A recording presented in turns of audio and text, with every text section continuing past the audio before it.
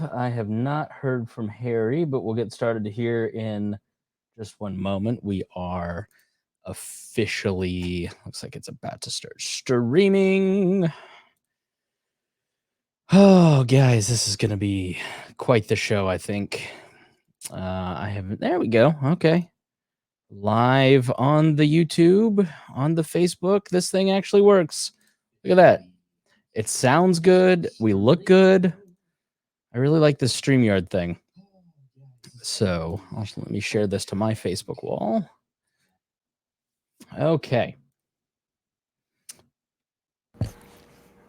Shouldn't we have Reinhold on the left since that fits better?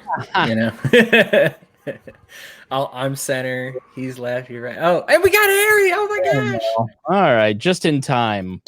We almost wrote you off.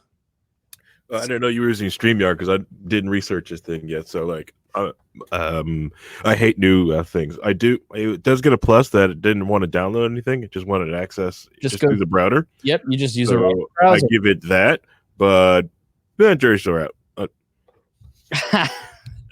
Right to restream. So we're official now. We have I don't know. Which chat should I monitor? The one in the Facebook group, Man, I don't know if I want to look at the giant page comments. Those are awful. Yeah. All right. I guess I'll leave it up. Just in case the general public wants to talk to us, then I'll kind of monitor that too. All right. That's fine. I'm monitoring the Twitch chat because if you don't monitor that one, that can get crazy. And if you don't respond to the chat, that's against Twitch's rules. So all right, Hody, if you're using Twitch, you have to communicate the Twitch chat. All right, Hody, why don't you watch like the Facebook group or something? Roger, got it. All right, cool. Okay, here we go. You're listening to the We Are Libertarians Network. Find more great shows like this at wearelibertarians.com. All right, let's get back to some boring subjects. Understand the risk to our country. Freedom brings people together.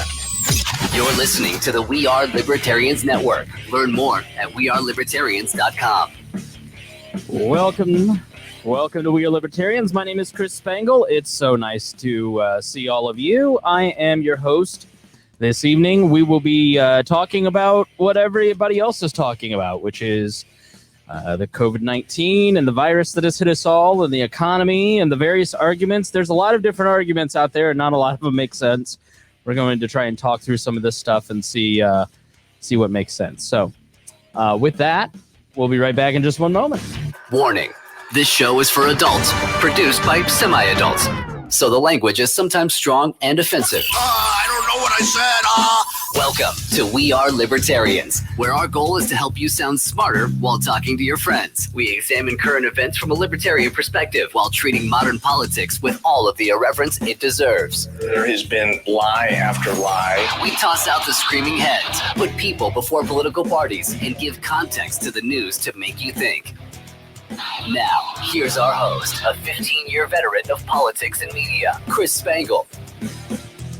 All right, welcome to the program. My name is Chris Spangle. It is so nice to see many of you. We are live on all the streaming services. We found this cool program called StreamYard, and we're on YouTube and Facebook Live and Periscope. And thanks for everybody that's watching online, and you can comment in real time on one of those platforms. We'll see it. So hoping to make this a little more interactive. Very cool program. Thank you to new podcast with some of my coworkers called Doc Heads, DOC Heads. And they talk about documentaries. So go check that out. They're the ones who turned me on to this. I'm going to introduce everybody. We're going to thank the Patreon members, and then we're going to get started. I am in a bad mood. And Harry Price, how are you doing? I'm going good. You know, what happens when I'm in a bad mood? Well, generally speaking, you like to, how can I put this? Get a frizzle frazzle. And considering you can't go to Chick-fil-A, man, how are you going to get out of this bad mood? It's going to be quite the show. I just watched the update, and Reinhold got a little bit of it. I go, what a fucking idiot. Reinhold's with us. How are you, Reinhold? I'm doing well. Having a good time. Just trying to get by. You may scoot up a little bit. There's a lot of white noise in the background of your mic. And then also is Hody Johns. Hody, how are you? I am doing better than everybody else here. I can pretty much guarantee it because I went from being unemployed with no money to being unemployed, probably getting paid more than I would have made had I been working. So I get a month off, paid vacation. I feel like an officer that just killed a black kid. I am just making way too much money. Oh, this thing has like a little unified jet too. Cool. Okay. Yeah. Sorry, my ADD just kicked in. I was like, oh, look at all these comments. So if you comment, it's all right there. That's great. Let me thank our Patreon members. We've had a great month on Patreon. You guys have been so awesome. And, like I said, I've lost a little bit of side gig money and my main job's okay. We're good for now. And you guys have stepped up in a big way, including our own Reinhold, who has stepped up from $25 to $100 a month. So we want to thank him. And we want to thank all of our $100 a month Patreon members: Matthew Durbin, Christy Avery, Jeff Bennett, Jason Doolittle, Ed Brehob, Craig DaCosta, and Anthony Meyer. You guys are so awesome, and we're really glad that you're sticking with us. We've been trying to do our best, and we've been trying to get a lot of good information out there. That's what we're going to do tonight. There is a lot going on out in the world of coronavirus and COVID-19 and SARS-CoV-2 and all the different ways that you can say this. SARS-CoV-2 is the virus. COVID-19 is the disease that you get when you were infected with it. So that's just one clarification. But the disease that people get is COVID-19. And there is... should we start with... Let me pull the group, because we could start with reality, or we could start with the libertarian argument that kind of has been going on behind the scenes, because there's a lot going on that there's plenty of reasons.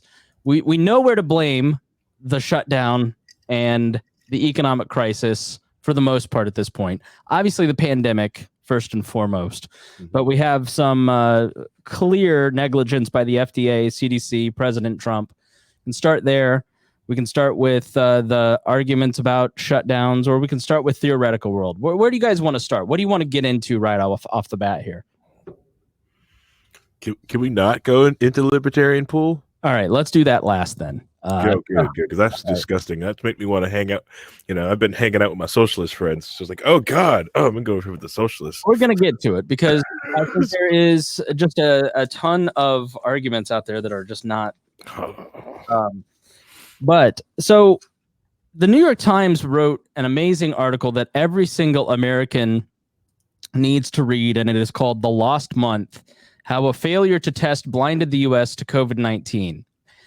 And the reality is this is a pandemic. And so no government, be it a free government like ours, or as free as there may be on the planet, or a free economy like Singapore or Hong Kong or South Korea, or a closed economy like North Korea or China, is immune to really suffering the effects of this. So there isn't any government that is going to handle any of this perfectly. But the American government seems to have handled this about like Italy, and it is very clear why if you're paying attention. I'm just going to be honest with you. Anybody that's listened to this show for a long period of time knows that I try to be fair to all sides, and especially Donald Trump, because Donald Trump doesn't get a fair rap in the media, and the media is fundamentally dishonest. But Donald Trump is the government. Donald Trump is the president. And there seems to be a tremendous amount of people that don't have that in mind when they're talking about how much they hate the government, but they love Donald Trump. And if I literally heard Ben Shapiro this week make the argument that, well, nobody could have foreseen this, but Barack Obama didn't foresee this, and he didn't make enough ventilators, so that's, just how it is. And I go, Donald Trump has been president for 3 years. This virus has been in existence since late November. What the fuck does Barack Obama have to do with it? There are things that Donald Trump, that Barack Obama does bear some responsibility for, like all past presidents and all Americans. Most of us didn't take any of this seriously until Joe Rogan did a podcast on it. Let's be honest. And that's around the time that the president started taking it seriously, and corporations and everybody else started taking it seriously. We had According to this article in the New York Times, a call from the Chinese head of the CDC to our head of the CDC on New Year's Day, and the Chinese CDC director was crying on the phone with him about how bad this was. China had lost trillions of dollars shutting down their economy, and they didn't just do that because it's the swine flu. Like, this obviously was something that was a lot more aggressive than other diseases. And here we are. The numbers as of today are continuing to rise. Here in Indiana, where we're at, it's doubling every single day. As of the recording of this, March 31st on 2020. I'm trying to get to the Johns Hopkins dashboard to give some stats, because I think if you're listening far in the future, then you'll go, wow, they really were at the beginning of it. Right now, there are 42,000 deaths across the world. There are New York City alone has 932 deaths. They're half of our cases. The total cases are 855,000. This thing has completely spread exponentially. There is a chart that you can see the entire models that we saw a few weeks ago are lessening thanks to a lot of the efforts that everyone around the world is making and trying to stay away from each other. But it's obviously still spreading, and it's obviously something that is still aggressive. Trying to look at how many have died here in America. I don't see it. That's odd. If you don't believe that, like, I don't know about you guys, but I talked to people all week, and the people who thought that this was a hoax a month ago, and like, not for nothing, I made fun of San Francisco a month ago when they declared a state of emergency and they didn't even have a case yet, right? Like, I thought that this was all BS too. It wasn't until Italy, because it's like, all right, the Chinese are doing that, but it's like China, right? We don't trust them.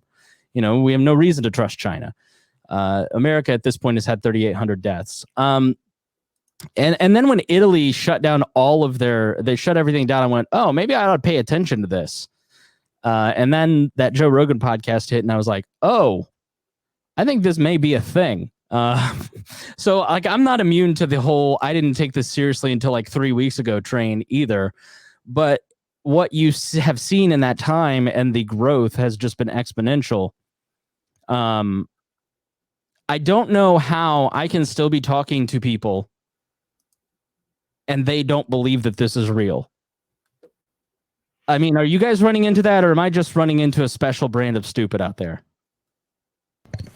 I'm definitely seeing it out there. People who are saying, trying to explain all of these reasons why this is just like the flu. The flu is going to be just as bad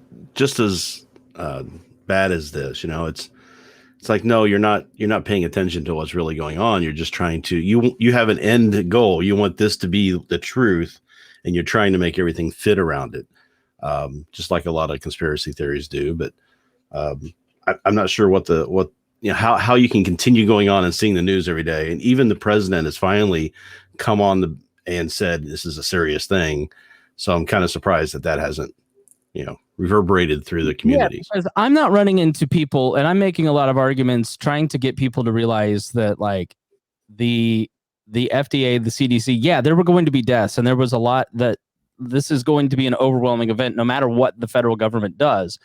But we didn't have to be Italy. And it looks like we're going to be Italy. That's basically what they said in the press conference today. Our own government said we're going to be Italy. It didn't have to be that way.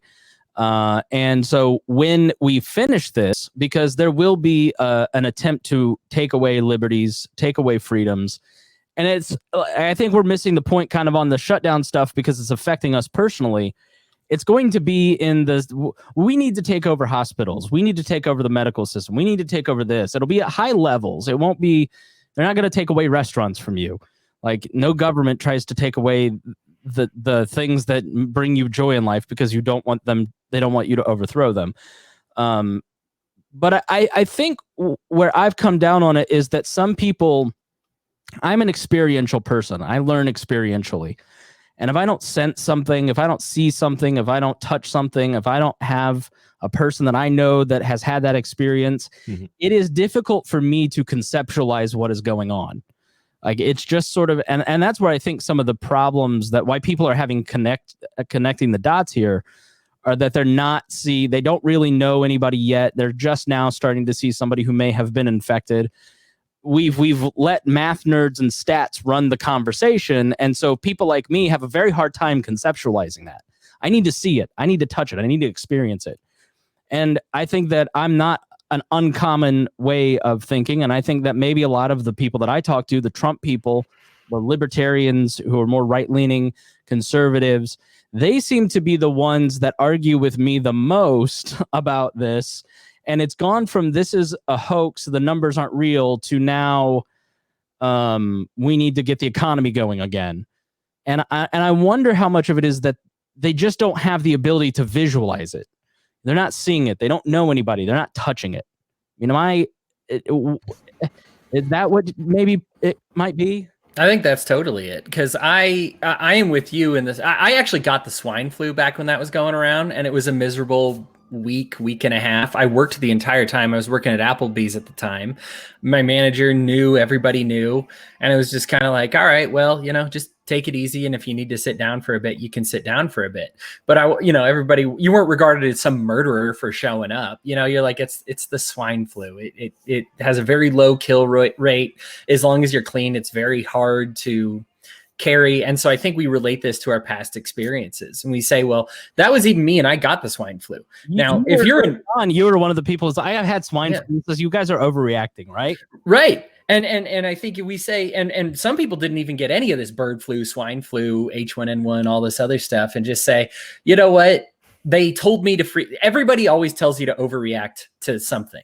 And so I think the normal reaction, Chris, I know you had it, I know I had it too, is when you hear, hey, some kind of new disease is going on, you're like, oh, this crap again. It's just garbage. It's never anything. They always tell me it's something.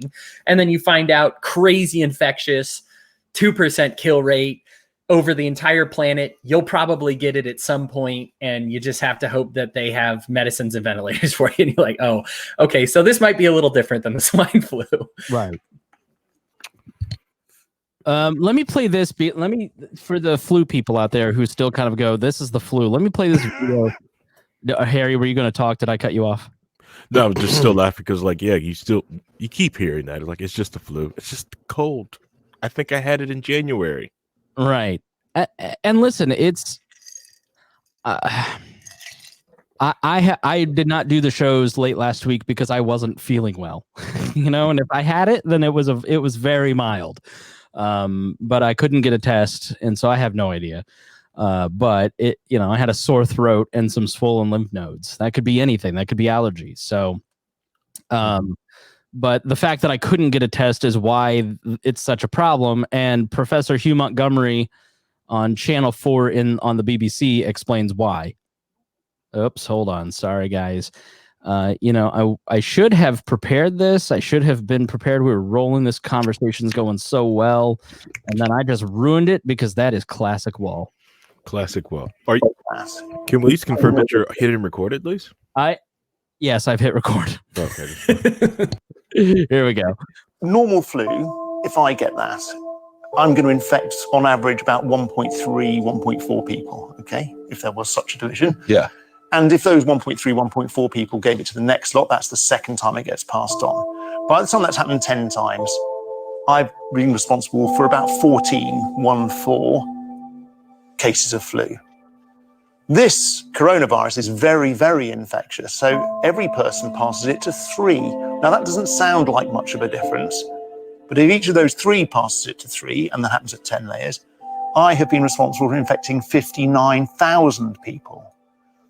Now, I actually wasn't on top of that maths when you're doing that. Okay, that did come as a shock, yeah. Right. Now, most people are going to feel a bit pokey, or not very pokey, and be just fine, but they will have spread it around.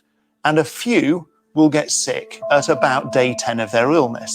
So they will need to come to a hospital. And when they're in a hospital, they will consume resources and time, and people will look after them quite rightly. And they will be monitored to see if they become really, really sick. Those people then come to an intensive care unit. And that's where, if you're critically ill, your life gets saved or not. And this is the issue. If we've got a limited resource, which we have, a limited number of ventilators, a limited number of doctors, a limited number of nurses, which is fine because we can't run ourselves with a huge excess capacity all the time. If we overwhelm that, we can't provide that service of caring for these people properly. This isn't the end of the world, is it? No, we've got to remember that this is, I'm not going to play it down. It's going to be ugly. It's going to be horrible for a large number of people, but it will be a small number of people who get properly sick and a smaller percentage of those, again, that need to come to an intensive care unit. And we can save the lives of a large number of those people too. But please just remember the best chance we can give for the people who do fall ill is if we've got enough beds and enough staff and enough kit to be able to be there for you. And if you are irresponsible enough to think that you don't mind if you get the flu, remember, it's not about you. It's about everybody else. And I think that is the thing that I'm seeing from a lot of people is that they don't really care. That I may just get they really don't care if other people get sick. And that's what I guess I'm having the hardest time with, is that I'm talking to very intelligent people and they understand that, yeah, 100,000 people may die. I just don't care. And I don't understand where that mentality necessarily comes from. And then they throw the economy back at me as if, and listen, there's lots of people involved in We Are Libertarians and in my circles that have lost income or their jobs or they're on unemployment.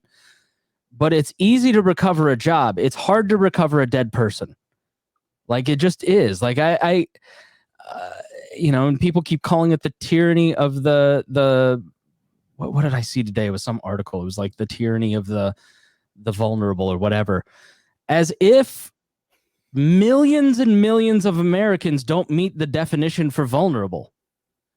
The people with diabetes that they don't know about, or obesity, or high blood pressure that they don't know about, or asthma, or very simple things. And like half of the people in ICU in New York City are under 50. They're not the elderly. This is not necessarily playing out like just some sort of elderly disease where people in nursing homes are going to get it and that's it.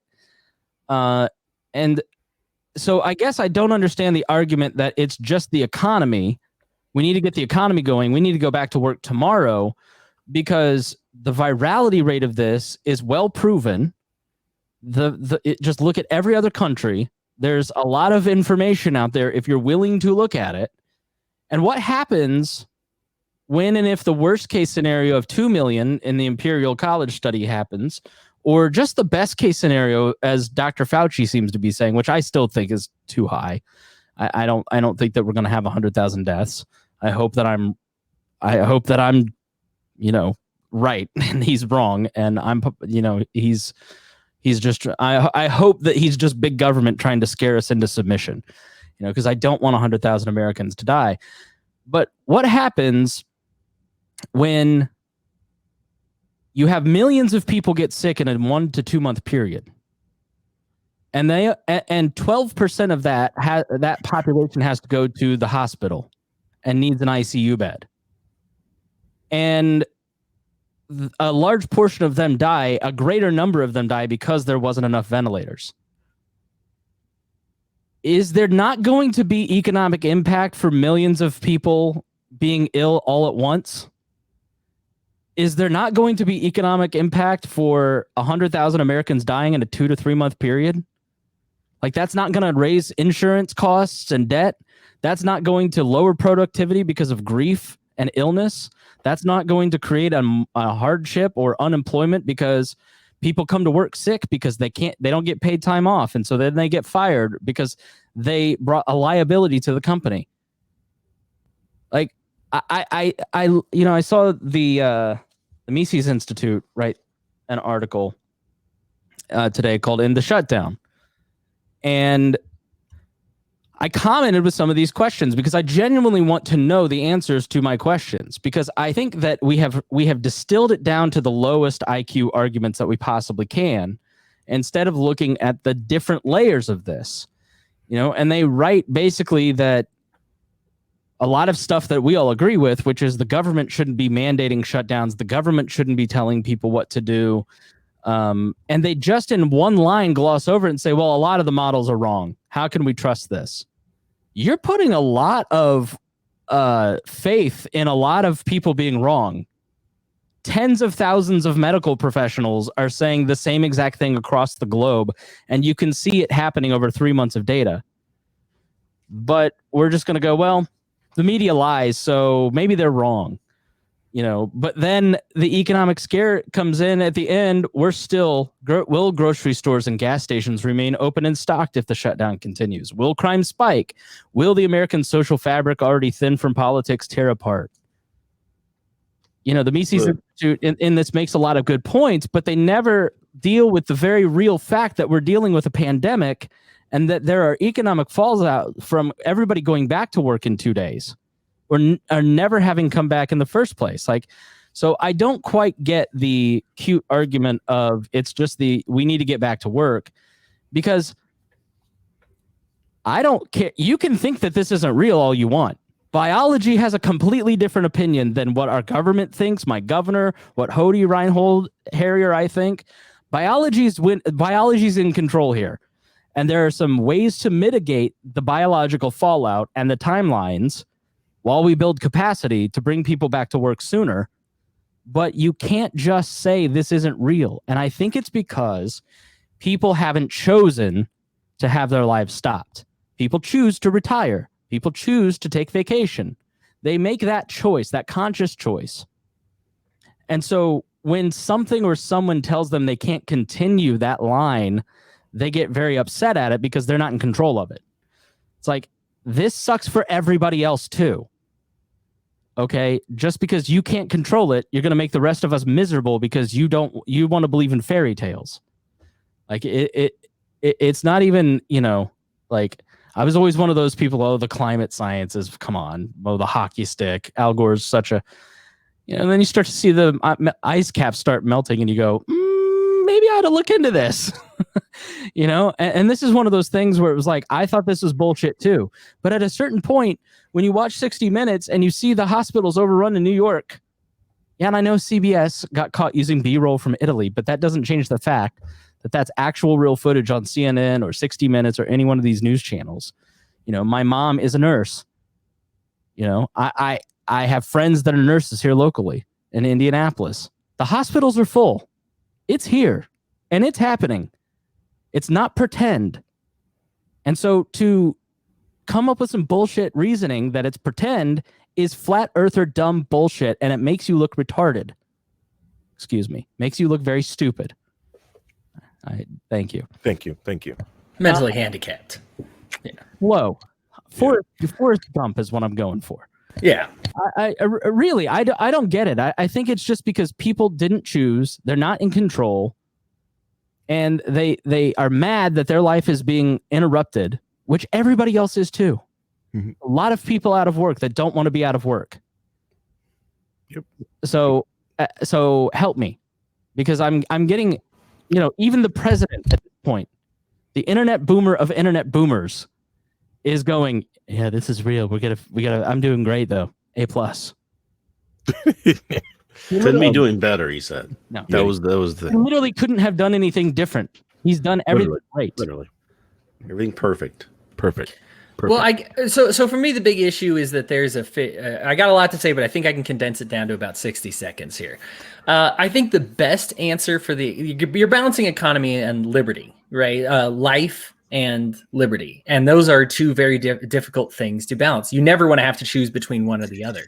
The thing is you've got your hoaxers on one end that say, let's do nothing. Let's completely end the shutdown. Let's, whatever. And then you got everybody on the other hand that says, this is the other thing I see a lot on Facebook, Chris. You talk about the hoaxers. If you leave your house, you should get shot. You should be killed for leaving your home, right? And these are the two low IQ answers, like you said.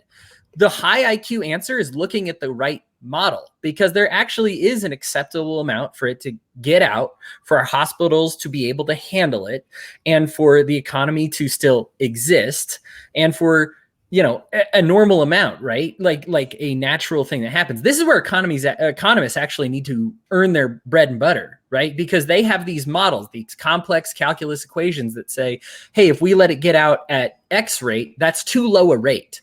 If we keep everybody in their homes, the virus is still going to be out and around, we might prevent a lot of people get infected for longer, but we'll have to put the economy on complete lockdown for 5 years. And obviously a lot of people will die and commit suicide and all that.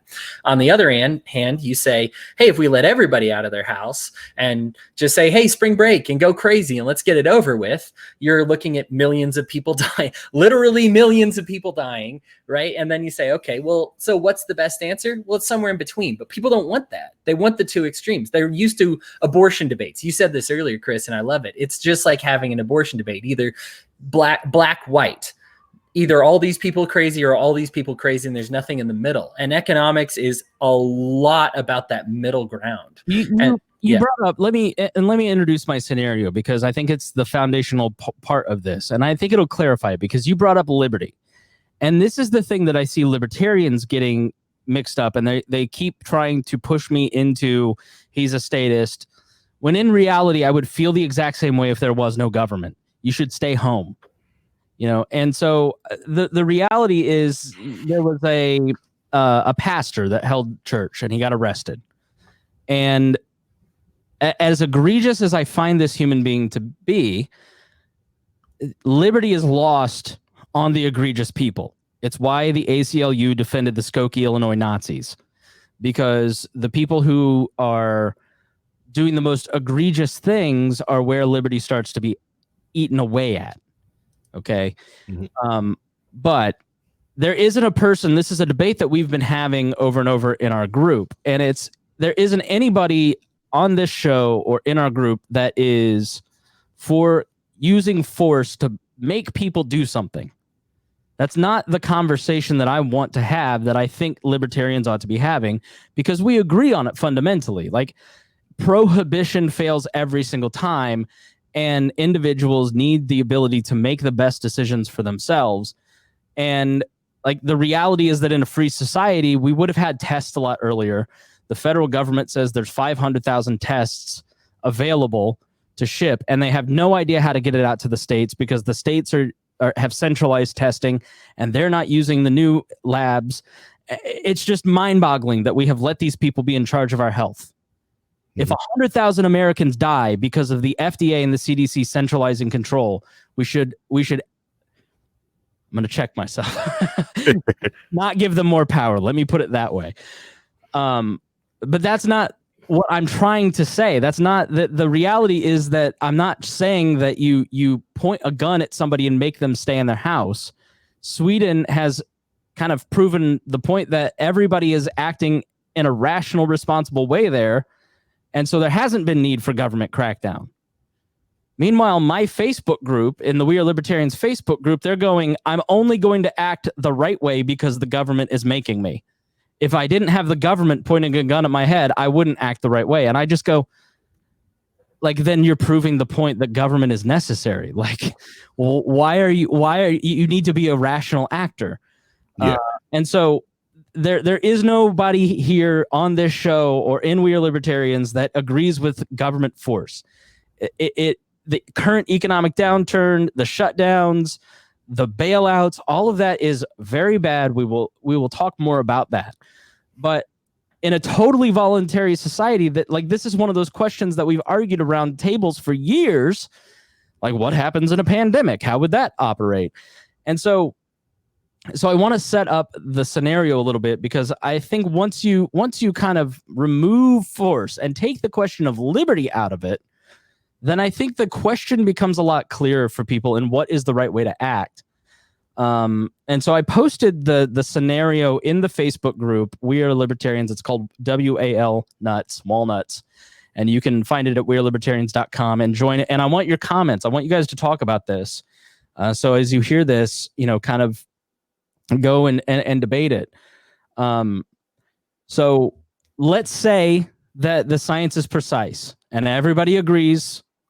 Like, all right, there's in a free society, there wouldn't be a CDC collecting numbers.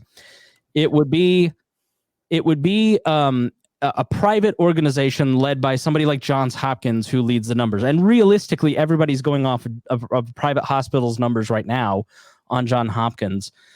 And in the debate, we're going to talk about traditional tactics that are used. They're just time-tested, 500-year-old ways to control a pandemic. If you go and watch documentaries or read books about the 1918 flu or the Black Death, they all do some of the same things, like social distancing, which is keeping 6 feet apart, quarantining, sanitizing. That came about in our time, not necessarily in the 1300s. And you have to assume that in a free society, the media is going to be a lot worse than it is. It's going to be a lot more choice, a lot more angles being covered instead of just the traditional blue and red. And so the scenario that I've set up is that the pandemic is spreading across the world at an alarming rate, just like we said. Everything is exactly the same. There's no immunity in the population. It's a highly lethal respiratory illness. It doesn't have any, unlike the flu or the cold virus, there's immunity there. Why? Well, isn't this like heart disease? No, heart attacks and the numbers of heart attacks were very predictable animals. And so hospitals usually operate about 85% of capacity. And it's usually with the predictable stuff. They know to ramp up when it's cold and flu season, and they know they need to ramp down when it's this and that. And so, 70% of the population will likely be infected over time. 12% of those will need hospitalization. And are you going to do that 70% in 2 months, or are you going to do it over 6 months or a year, like we're debating now? So despite the free states, which I call the America in the scenario, having the largest bed capacity in the world due to prosperity, it is now the biggest population within a geographical area on Earth because of the prosperity. Hospitals are prepared, but the large population means hospitals running at 80% capacity now face massive rushes of patients, pushing them to 500% capacity in a 2-month span. Because just because your population goes up or down, the numbers stay pretty much the same across the board. Those are real numbers. All the numbers that I put into the scenario are real numbers that you can check. Most hospitals are about 85 to 100% capacity most of the time. This is pushing them upwards of 500% in places like Italy and New York and Seattle. So we'll talk about how a society organized through voluntary markets handles the crisis in a minute. But the wrinkle is that there are two groups of people. And this is the two groups of libertarians that I've kind of identified. The first group believes the most significant medical association. While there are different models, the evidence is clear from other geographical areas what effect the virus has on the human animal. They follow the guidelines outlined by medical experts and epidemiologists. About 60% of the population begins closing down their businesses, churches, and starts a self-quarantine. They accept the idea that continuing the community spreads the communicable disease. So to blunt the spike in cases, they sacrifice economically to protect the health of themselves and family. The second group is more suspicious. They're the Hodies of the world. This is the fourth infectious disease in 20 years, and the media has panicked over all of them. And the death rate isn't much more than the seasonal flu. Both of those things are true.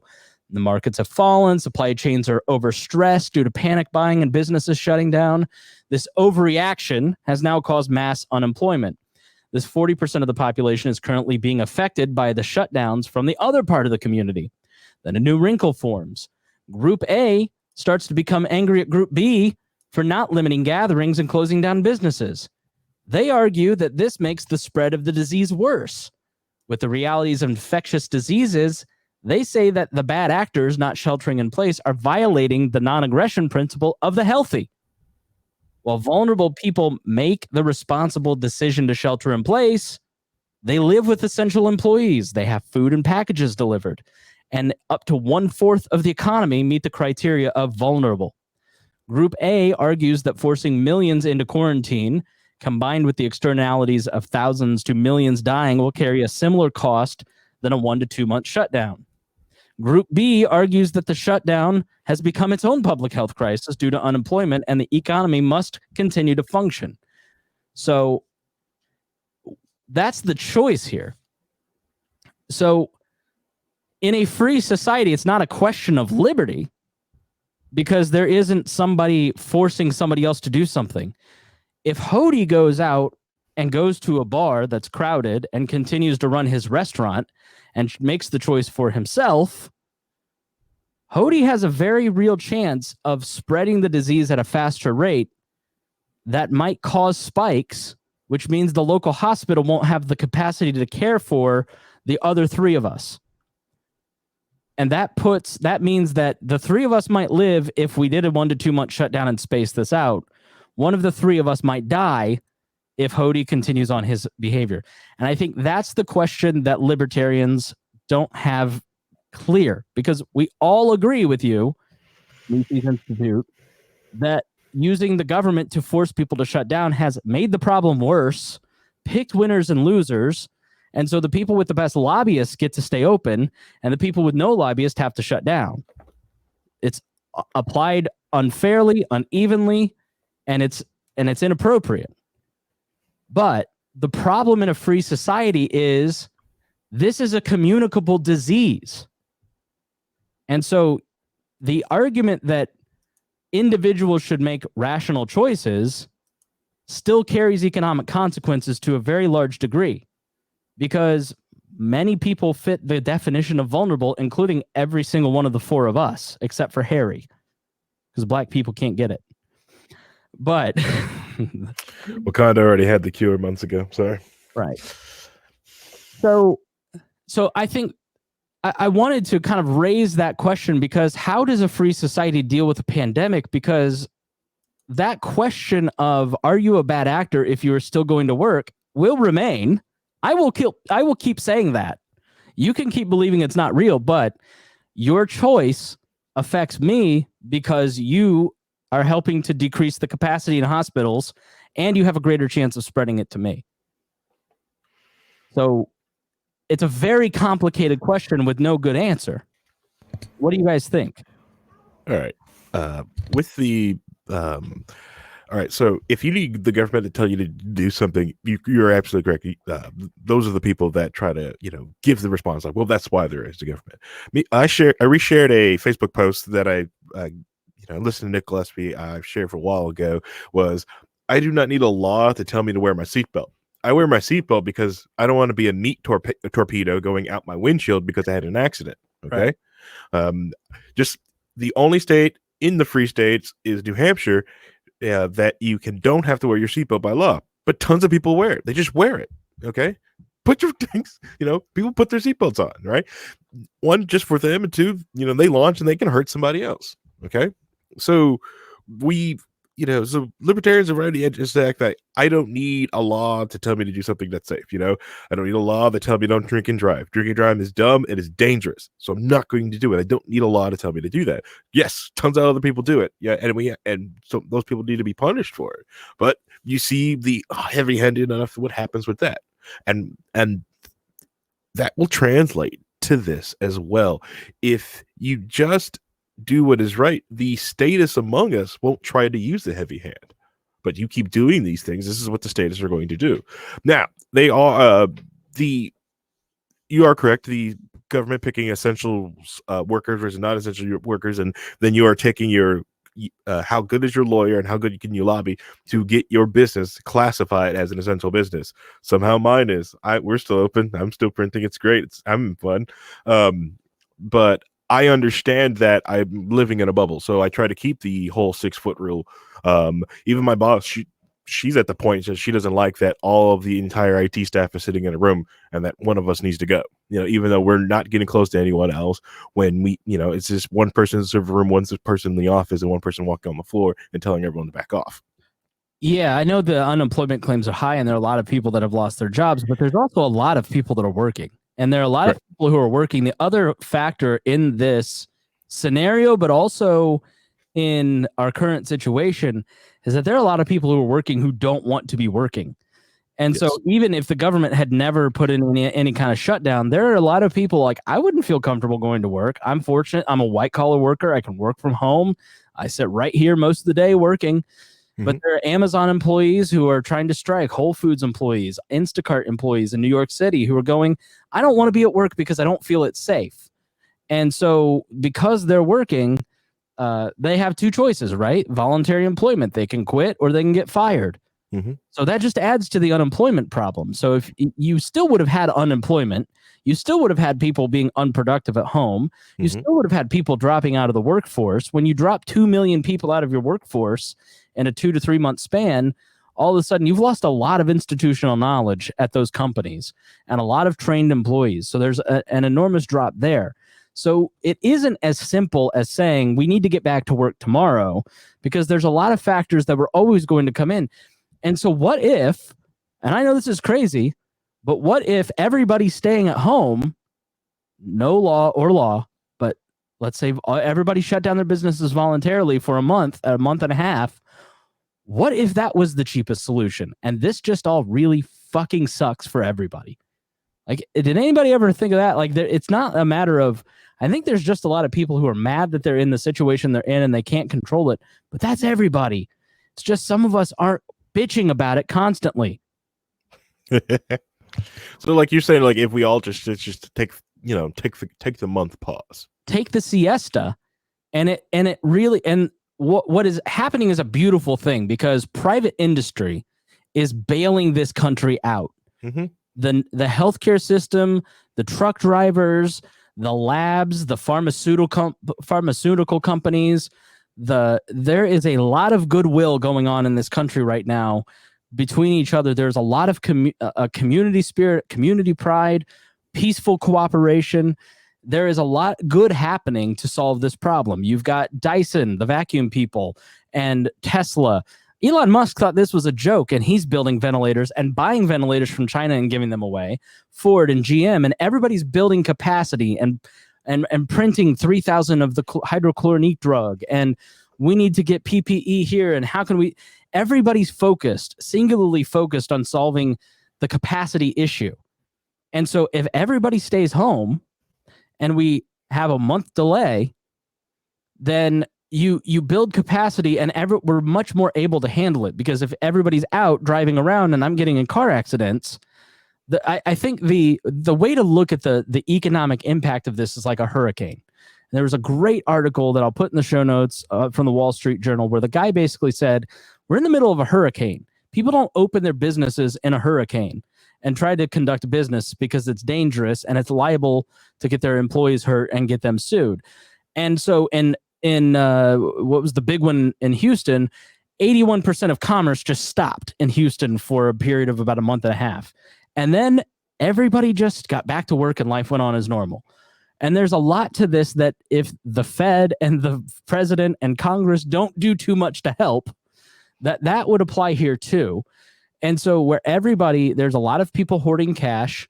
A lot of the people who are unemployment were fired and let go. The reason that, if you're listening to this, you were let go because the Congress passed a paid time off law. And they said if you were laid off because of COVID-19, your employer has to pay your payroll, 60% of your payroll. And so small businesses said, if I do that, I will not have a business to return to. So I'm letting everybody go, and they're going on to unemployment insurance. And so that is why a lot of people got laid off. But the second that revenue starts coming back in, and everybody's out buying, and everybody's out shopping, and everybody's out going to restaurants again, people are going to get rehired. So a lot of the economy will just restart in a period of a month and a half, as long as Congress, the president, and the Fed don't make too much of a mess of this. And so everybody is really worried about the worst case scenario in the economy and the worst case scenario in the health issues of this. And the reality is that the combined increasing capacity is going to get us about May 1st, early May. Everybody's going to start getting back to work, and the economy is going to come back online, and everybody doesn't need to freak out and stop trying to scare everybody, because they don't need to. It's pissing me off, Harry. You've hit the nail on the head right there. That's why we're seeing the unemployment numbers. It's that it's the head count. My boss came to me and talked about like trying to help and find cost savings, right? And I was showing him all these different things, but he was concerned with head count. Head count. That's it. Head count. Right. And that's why the pause. That's why the pause won't work, because everyone is understanding since that law got passed, no one's willing to stop working, because if they're wanting to stop head count, I'm going to keep the guy who risked life and limb basically to come into work, versus the guy who decided to stay at home. Cool, awesome. I got to reduce headcount anyways. Who left? Who's not there? Right. You know, I'm not saying that what my business did, but they're like, we've got to, like, what can we do? Because you know, granted, he wanted my figures for the other things, like where are we wasting money? You know, and I had to show him the awful fact that I've been battling with the other department because for some reason 5 directors bought 5 different Dropbox accounts. But that's different. That's Have we really gone 50 minutes and haven't had Reinhold talk? I know, and don't stop it. It's magical. It's magical. Don't do anything. It's magical. Wait, okay, all right. No, I know you've got a lot to get out, and I'm just letting you talk. I don't want to talk either because what I'm going to say is kind of counter to all this. So I'm just going to. Well, let Reinhold talk. And wait, right, go ahead. You can be the asshole. I don't know if I want to be the a-hole. Go ahead, Reinhold.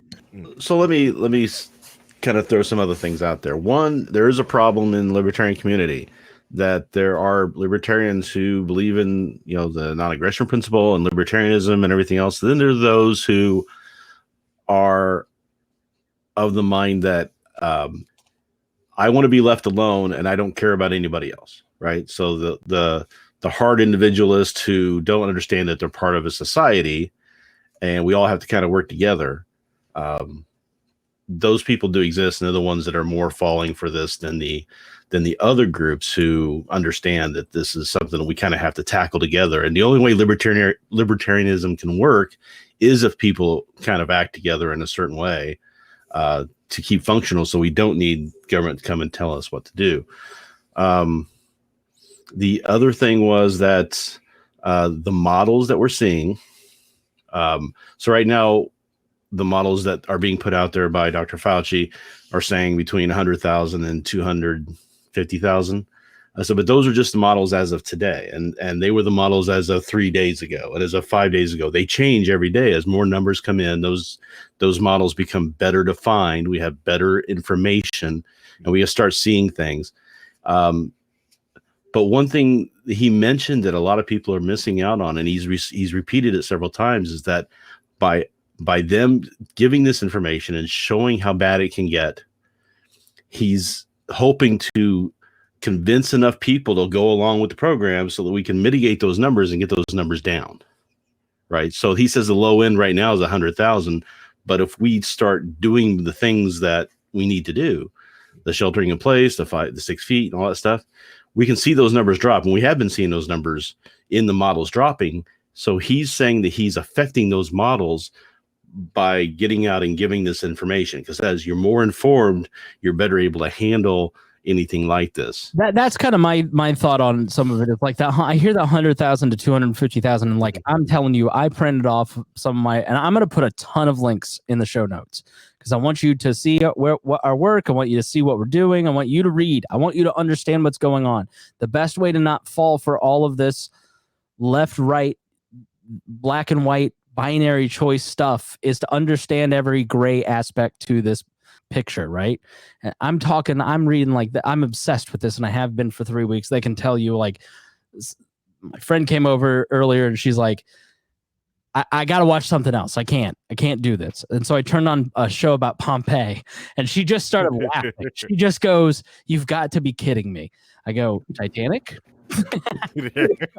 I think you might have been looking for Vanderpump Rules or something like that. Right. So we turned on Duff versus the Eighth of Cakes dude. So, but anyways, that's my thought, Reinhold, is that number seems high, suspiciously. I know when the government's trying to scare me into behaving, and that's what that's right. Like. So it's not necessarily that they're trying to scare you into behaving. It's more of, if we don't do something, these are the numbers that are going to happen. But we are doing things. That number is dropping now because we are listening to this and we are reacting.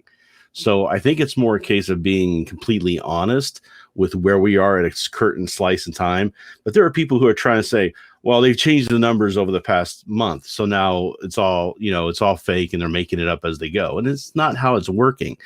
I don't think people understand that the science isn't necessarily, oh, this is the drug we know, or the virus. We know exactly how it works. We've looked at it in a lab. We can see what it does. Therefore, we know it's going to affect X number of people. That's not how this works. They're still trying to learn this thing. So they're going by these models. And like I said, as more information comes in, you can better hone those models and better define them. As more people stay home, as more people keep distance from each other, as new treatments come on, as new vents get built, as new bed capacity comes online, you start to see that flattening of the curve that everybody's looking for. The numbers start to change. They get better. And so this thing ends early May instead of late May, which is really what everybody in politics of every level, of every government, of industry, of every company, and every individual in this country is trying to do, is to end this as soon as possible so we can all get out and get back to our regular lives. Right. What's happening. That's why the models are changing. And at the same time, the sooner that happens, the better the economy will be on the other end, as long as they don't help. If we can convince them not to help. Or not help too much. Yeah. But remember, they were saying a month ago, they were looking at models that were showing 2 million people dead, right? So they acted. We've done some things that have mitigated that. We've kind of isolated some of the areas. They were talking today about how Washington, D.C., which is one of the first places that really started getting hit because of the nursing home and everything there, haven't seen the spike that New York has or Louisiana has, because they acted quickly and they enacted those rules very, very fast before the rest of the country even started thinking about it. And they've been able to keep that number. It's still rising, but it's rising at a much lower rate than what's happening in some other places. Compared to New Orleans, which held Mardi Gras. And that's why they're a hotspot. So, like, this is predictable, and the behavior of the disease is predictable. And that's why we're doing the things that we're doing. The other thing that I would say about the economy is that things are like, people spend 40% of their food budget at restaurants. And so you go to the store and it's still empty because behaviors have changed. People haven't stopped eating less. Trust me. But the thing is the supermarkets are getting stocked again. Yeah, I went into the supermarket this weekend and there's bread and eggs and milk and all this stuff that we couldn't get a week before, because the initial rush of hoarding happened. Everybody else just kind of went about their normal business. So they go into the store now. There's not such a run that the supply chain's able to handle it. Well, my point is that money is not stopping necessarily. You're going to see money and profits pop up in new different places. And some sectors are going to see a hit. Yeah. So, I mean, I work in one. I know Hody works in one. Like our sectors, the radio, the entertainment, the restaurant industries, those are going to be hit really hard. And there's going to be, because thanks to the Fed, the mortgage industry is going to be hit hard too, unfortunately. And so there are going to be hard hit sectors, but like if you're rolling in Kraft dough right now, or, I mean, I wish I had money in Spaghetti-O stocks and Starburst jelly bean stocks, because I've bought their employees a Rolls Royce. All right, Hody, look at the toilet paper that Harry's hoarded. And toilet paper's down. You okay? No one cares anymore. I can't even flex with toilet paper. All right, Hody, you were going to take us off in a different direction. Well, not in a different direction. I need to push back on some of this, because what it says is, oh, you people do not care about the elderly, do not care about the compromised immune systems, do not care about the over the spike. And I'm over here like, well, don't you care about people that won't have checks for, I mean, even right now, they're like, they'll come in, I don't know, 3-4 weeks. Okay. So am I good without money for 3-4 weeks? Is that cool? I got like lines of credit for that and everything. I mean, this is the problem when government does anything, is they just choose who to shoot, right? And right now they're just like, oh, we'll shoot you guys so that you guys can live, right? They're not good at balancing anything. They either overreact or underreact or don't react. The only way normal reaction happens is with us. And so for me, the issue that I have is there's a lot of people saying, well, what about these people? What about the hospitals? What about the elderly? Man, I get all that. I know this isn't a hoax. I love those guys. I want to take care of them. I have done work. I have done personal work helping those people. That's how much I get it, because I react as a person when I see that. At the same time, they're all too happy to shoot me, and I feel like there's not enough media coverage. I think the reason why people like me get sucked into that Mises Institute stuff of just end it now is because they say, well, I'm done with this. I'm done with being thrown under the bus and being attacked and being saying like, oh, I really cared about these guys, but you young kids, no, F you guys, man. You guys will be fine. I don't care about your divorces or your suicides or your can't live to the next paycheck. You should have planned better. You should have done better. Well, you know what? You could have been stockpiling this whole time. There's no I mean, you're old, right? You had a whole lifetime to stock up on rice and beans and Yeah, whatnot. but Hody, it doesn't just affect old people. Like, that's just a myth. It's like Harry running around holding the family reunion because he wrongfully believes that it doesn't Right. affect black But people. we need to look at death rate percentages and be honest with ourselves, right? And so when we say what is most likely to kill you, if all of a sudden you're suddenly concerned about that 0.1% chance that I'm a millennial that dies of this thing, then you kind of get thrown into the crazy bucket for me. And you say, okay, well, you know what? Maybe I'm, then yeah, you're right. But then it's less than, like you said, you even said it, the seasonal flu. Then all of a sudden we're comparing to that, right? And we don't expect any reaction for the seasonal flu. You get sick, you stay home. They aren't taking a list of everybody you've ever had contact with or anything like that. Look, here's the thing. We talk about the non-aggression principle. It's opened up at this point. They have chosen to aggress against me. And I get it. The people who went on spring break and everything made really bad decisions. But using the government to shut that kind of thing down is unfortunate and something we should not do. Now, we should pick our battles. I'm not going to be like big on defending the guys from spring break. Like that's where people like yourself carve out the false choice and make it look like three of us are saying that, we're for government. Like, that's not what we're saying. In a free society or in the current society, you shouldn't have your restaurant open. And there's going to be economic pain for those class of people anyways. So it makes you the spring break beach people. And I want to say something. As a millennial, it wasn't millennials on that beach in that video. It was Gen Z. And secondly, if you talk to anybody who works in retail or anybody that's gone to the grocery or anybody that's been out in the last 2 weeks, it's 70-year-old baby boomers who are out there quoting Tucker Carlson saying this isn't, give me a break. Like, the people who are flaunting this are the most vulnerable because they don't believe that it's real because they watch Fox News and listen to the president. But the point, Hody, is, and Josh says on Facebook, I agree with Hody, physical health is not the only concern in this. Nobody's saying that you're wrong. Everybody agrees with you. This whole program has been about the gray area within all of this and that it's not a false binary choice. It isn't black or white.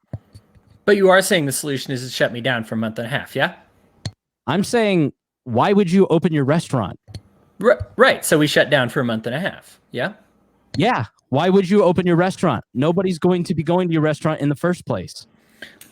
That is not true. We had a lot of boomers. I took pictures of them and I sent them in the group chat, man. I absolutely did. It's not true. Now, here's the thing. But this is kind of my entire point, is this personal accountability aspect is now lost. Because what I say is I have the capacity to stay here at home. Right. I'm lucky because I'm Mormon and we've been asked to have a 2 years food supply in our house, and I have it and I can stay home. Right. And so I've been prepared. And then you're asking me to change my life to suffer a lot because of somebody else who didn't prepare. I'm saying, why wouldn't you want to? Why would you? Why would I? I'm saying, like, what? It isn't a matter of personal responsibility, because your choice to go to the restaurant as a patron or to work at the restaurant does carry consequences for the people that live in your household. Yes. People that come into contact with those people. Yes. It has consequences beyond just your own choice. It isn't just a matter of I have an AR-15 and the personal responsibility to this deadly weapon is that I behave with it properly and I don't fire it at will. Like, that's a different conversation. This is a communicable disease, right? That is a complete fluke once out of 100-year history.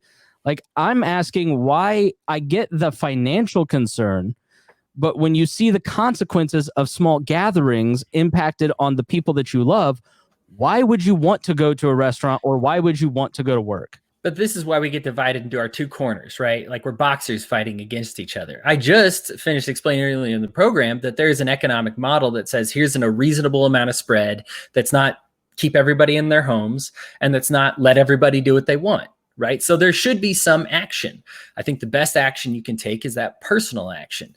And yeah, if people don't like that I work at a restaurant, don't go. If you don't like that I work at a restaurant, don't shake hands with me for a few months here. You know what I mean? Like, don't hang out with me. I'm not going to violating the NAP is if I come up and lick you.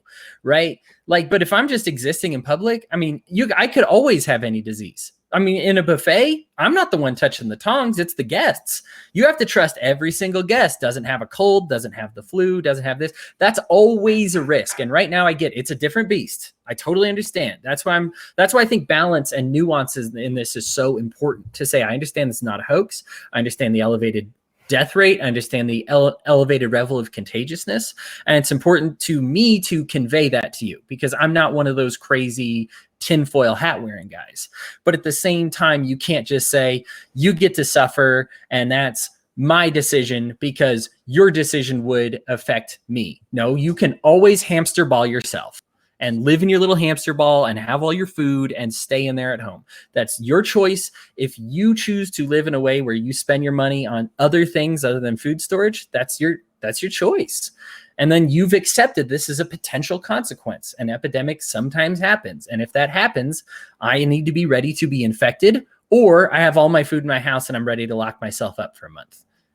Well, that's all I'm saying. Jay says 100% isolation forever should be 100% effective. Nobody with even a modicum of a brain is saying that people are going to be isolated for more than probably the next month. There are people like the Virginia governor who are saying mid-June. Those people are irresponsible. Hold on. Yeah. Remember that whole awful Cars theory, that the movie Cars, that they're actually human beings inside the movie Cars? Yeah. Yeah. Back to they put that tinfoil hat on, and that's why they're all cars, because there's some viruses outside their cars, so they stay inside their cars. What are you talking about? You've never seen this crazy, awful thread of the movie from the movie Cars? No. That the people, all right, inside the movie Cars, you see the cars, that people, they're actually people inside the cars. Mm-hmm. And then they stay inside the cars because there's viruses and disgusting things everywhere. Oh, Hody. They melded into the car over time. Back to me. All right. So I see your point, and I appreciate your point because again, back to the draconian nature of the government shutdown is why do golf courses need to be shut down? Why do parks need to be shut down? Here's something that a lot of people are missing. Let me finish my point, and then Reinhold, you go. The reality is, I like the takeout option. The reality is sales here in Indianapolis restaurants is still down 80%. There are a lot of restaurants who just they probably weren't going to make any recession. A lot of the businesses that are going to go out of business over the next 6 months weren't recession proof to begin with, regardless of the recession. And restaurants are notoriously not recession proof.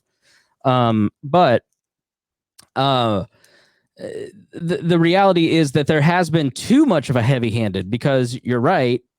Well, I would not choose to go sit in a restaurant. I certainly have been through the drive-thru. And when you go through the Chick-fil-A drive-thru, they hand you the little wipe, which is also why I would like to say this isn't China.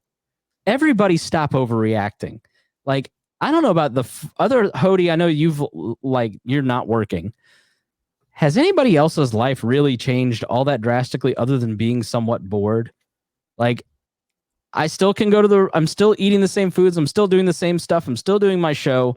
If this were China and this was some sort of martial law authoritarian government, we wouldn't be on the internet right now screeching about the government and how much it sucks and almost calling for an overthrow of the government because of the CDC. I think it's only 1 in 5 went unemployed, right? My point is that it isn't martial law, Hody. It isn't that this is a total government takeover, and we reduce our credibility when we act that for some reason that we're being welded into our houses, saying that we're going to be forever permanently shut down. Because the reality is, why do you think that the Fed is in charge of unemployment? They were put in charge of unemployment after the 60s decade to keep civil unrest at bay, because they're not going to take away restaurants forever. They want Hody back to work because that keeps you and I occupied. They don't want you and I having our breads and circuses taken away. Liberty is going to be eaten around the edges. They're going to do to healthcare what they did to travel after 9/11. And we still are mad at TSA because that's government touching us, right? But we still kind of accept it. But it's all very kind of esoteric, and it's hard to imagine. Permanent shutdowns of people being forced into their homes and restaurants and bars and and businesses being shut down, that is not going to happen.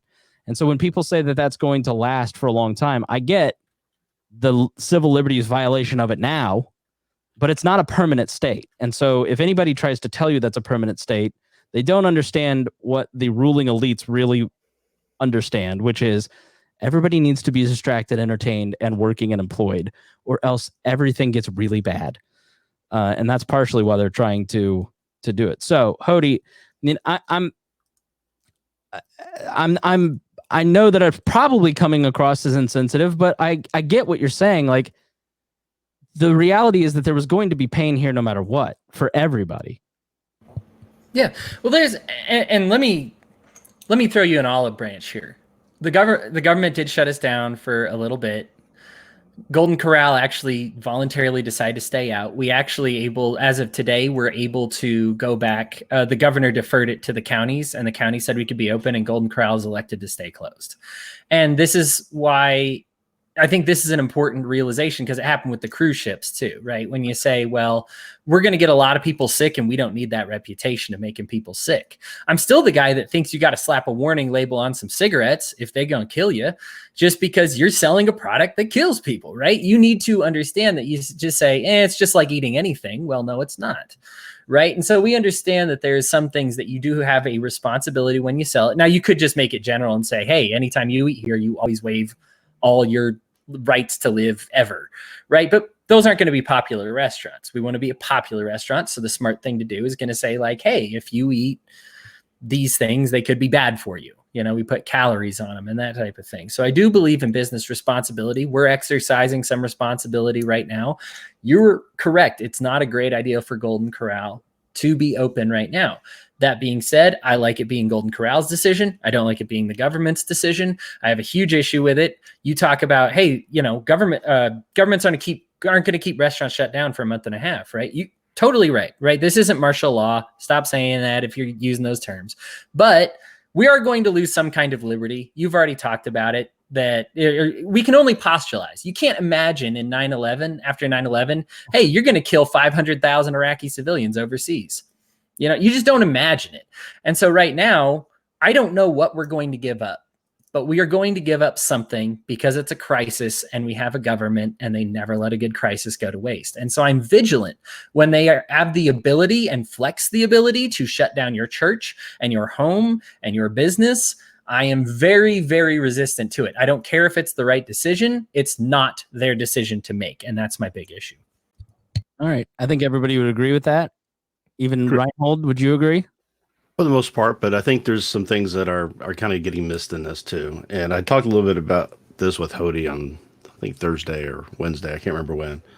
But a lot of the reasons why, so we don't have any mechanisms in place right now for a body who is trusted to say, this is dangerous, you need to close your businesses, right? To give out the information and then have them act on that information.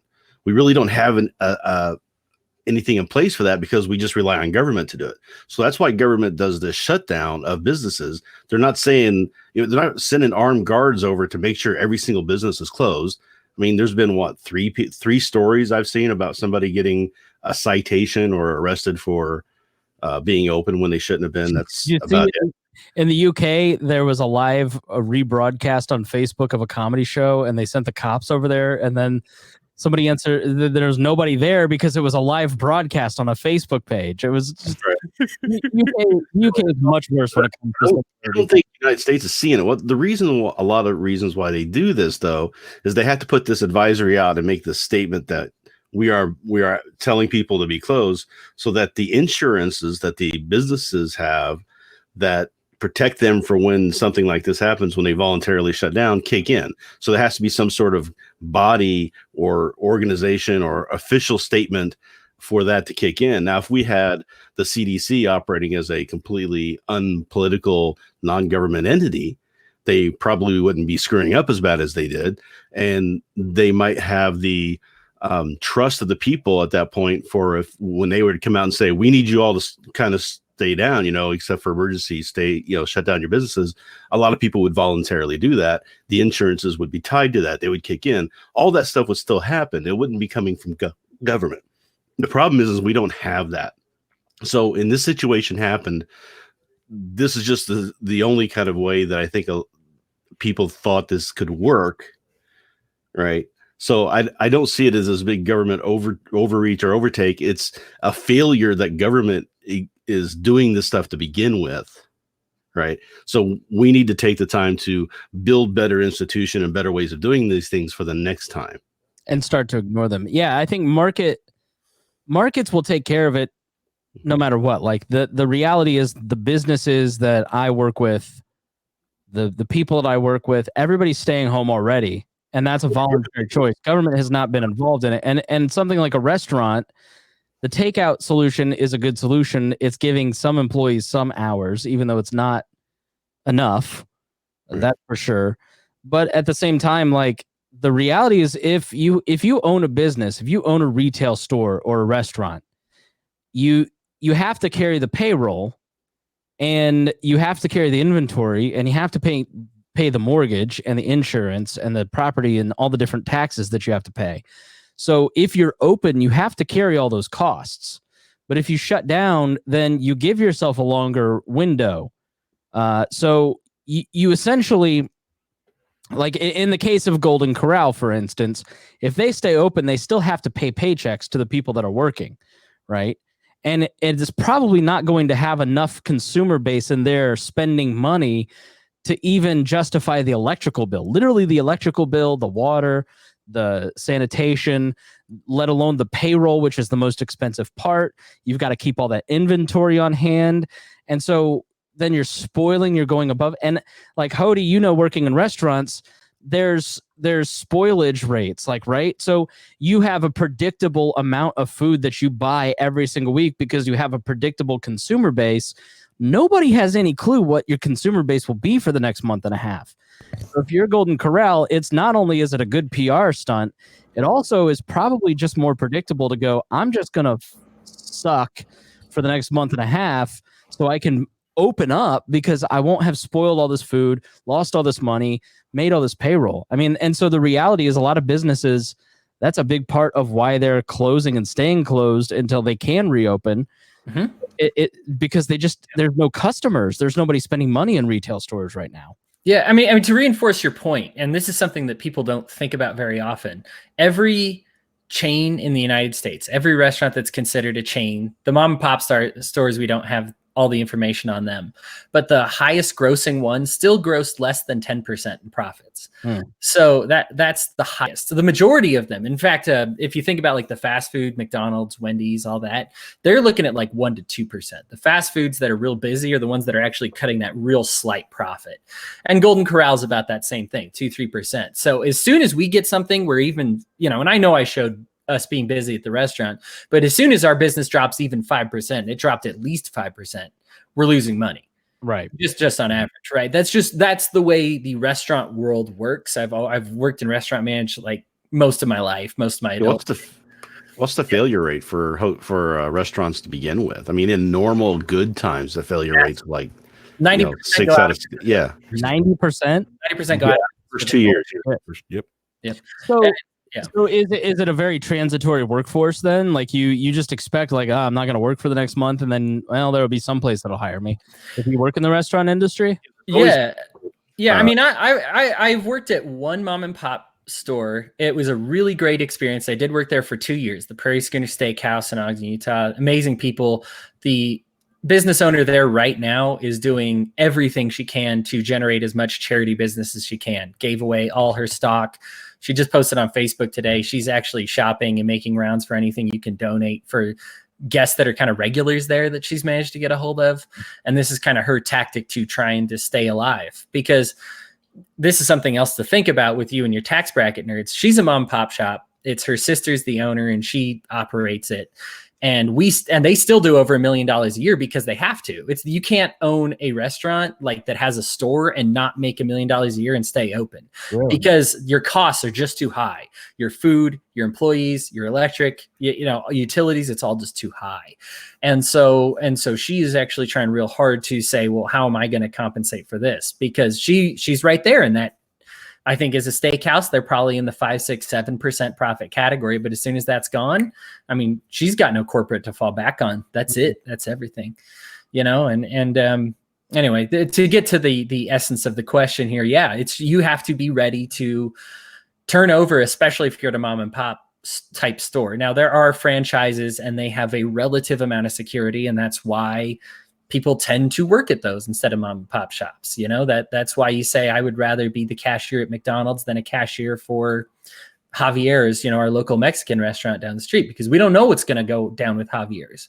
Right. We really don't. When this thing's up, they could just have permanently closed doors. You might as well start looking for new work now. We don't know, but you can bet that if you're a cashier at McDonald's, they will want you back when they open their doors in May, you know? Yeah. I mean, Roscoe's Tacos is like a 30-year business here on the south side of Indianapolis, and they have 3 stores. And the guy just said on Facebook, he's like, I probably won't be back. Like, they're like, you know, and I think his post was maybe a little dramatic, but I think margins for a lot of businesses, even financially, and that's where I have a real problem with people who want the paid time off and using the force of government to force business owners to pay the paid time off, because all you're doing is accelerating the closure rate for these businesses.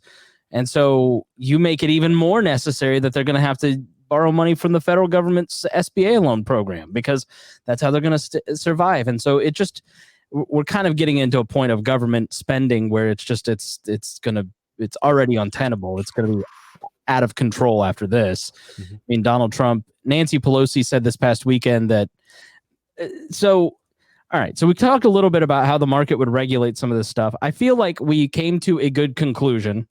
I feel, Hody, that we kind of like, I hope people understand that it's not a black and white choice, that there are a lot of shades of gray to this, and that the market will take care of it. There doesn't need to be government in place necessarily to take care of things.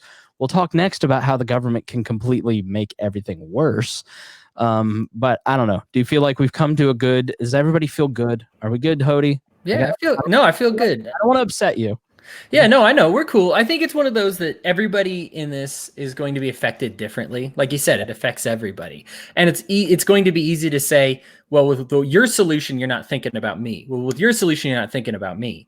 And the bottom line is, and I think you and I think everybody here would agree with, we're trying to find a solution where everybody gives about 10% instead of some people giving 95% and some people giving 5%. I couldn't have said it better myself. I think that's exactly right. There's going to be pain across the board, but you know, how do you protect lives without the really crazy unintended consequences?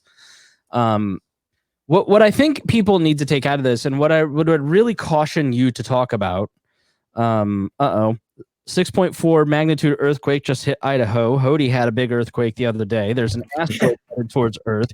Uranus has gas leaking. There's a plague in Africa. There's right? locusts. Yep. So I did, though, one ray of hope, see a bald eagle out my back window today. And I posted a video on my Instagram.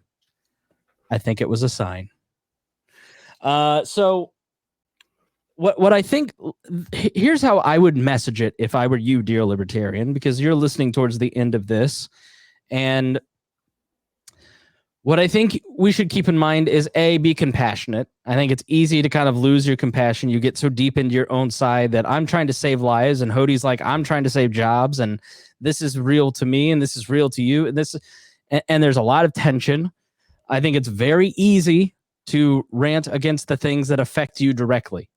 And I think it's very easy to understand the things that affect you directly. That's why a lot of us are very upset about the government shutdown, because everybody knows a friend like Hody who has gone through the shutdown and they wouldn't be shut down. And like, that's part of the perversion of government action, is that Hody blames, I would still be working had it not, well, maybe not, you know what I mean? Like the reality is people might not be coming into the restaurant and they might have to close. And as Reinhold said, now they have somebody to blame and fill out the insurance forms with. The system doesn't necessarily need new bailouts. The current system has the unemployment insurance that is paid for by you, me, and the business owners in general. That's the unemployment insurance that people can file for. And even that is ill run, obviously. The reality is that the system we are still a free society, but we have an administrative state that is strangling that freedom. And so this entire exercise has been the best illustration of how effective the private sector can be at solving a problem. and how ineffective the government can be at doing the very few things we allow government to do.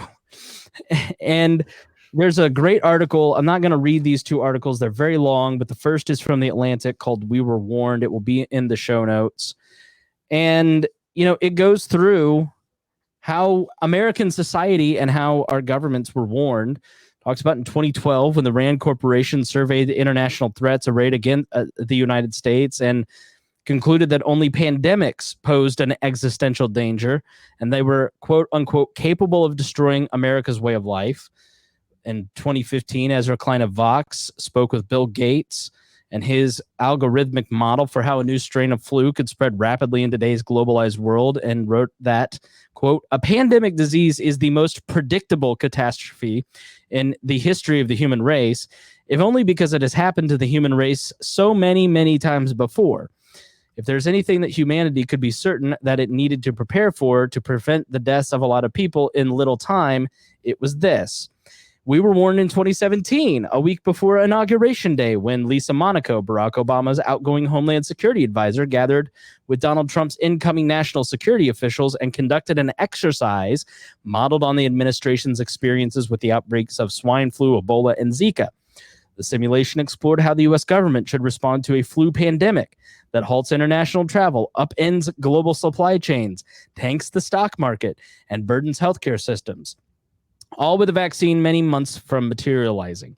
Quote, the nightmare scenario for us, and frankly to any public health expert that you would talk to, has always been a new strain of flu or respiratory illness because of how much easier it is to spread relative to other pandemic diseases that aren't airborne, Monaco told me. We were warned in 2018 on the 100th anniversary of the flu pandemic of 1918, which killed 50 to 100 million people around the world. My colleague Ed Young served notice that the next plague was coming with influenza, the most dangerous possibility, even as the United States succumbed to forgetfulness and short-sightedness. Luciana Borio, then the director for the Medical and Biodefense Preparedness at the National Security Council, told a symposium that the threat of a pandemic flu is our number one health security concern. The next was in 2018 and 2019 when the Johns Hopkins Center for Health and Security gathered public health experts, business leaders, and government officials for simulations of the devastating humanitarian, political, and social and economic consequences of fictional novel coronaviruses that left tens of millions dead around the world. Participants exited the events thinking, quote, oh my God, we really need to get working on this. Eric Toner, who helped run the exercise, told me. 2 months later, after the second simulation, a novel coronavirus, albeit with what appears to be substantially lower lethality rates, emerged in China. So this article goes on and on, like 10 more examples of how the public health community repeatedly tried to get government officials to understand the severity of a pandemic and how it was really the only thing, despite nuclear war, that could bring down the American economy and change the way of American life forever.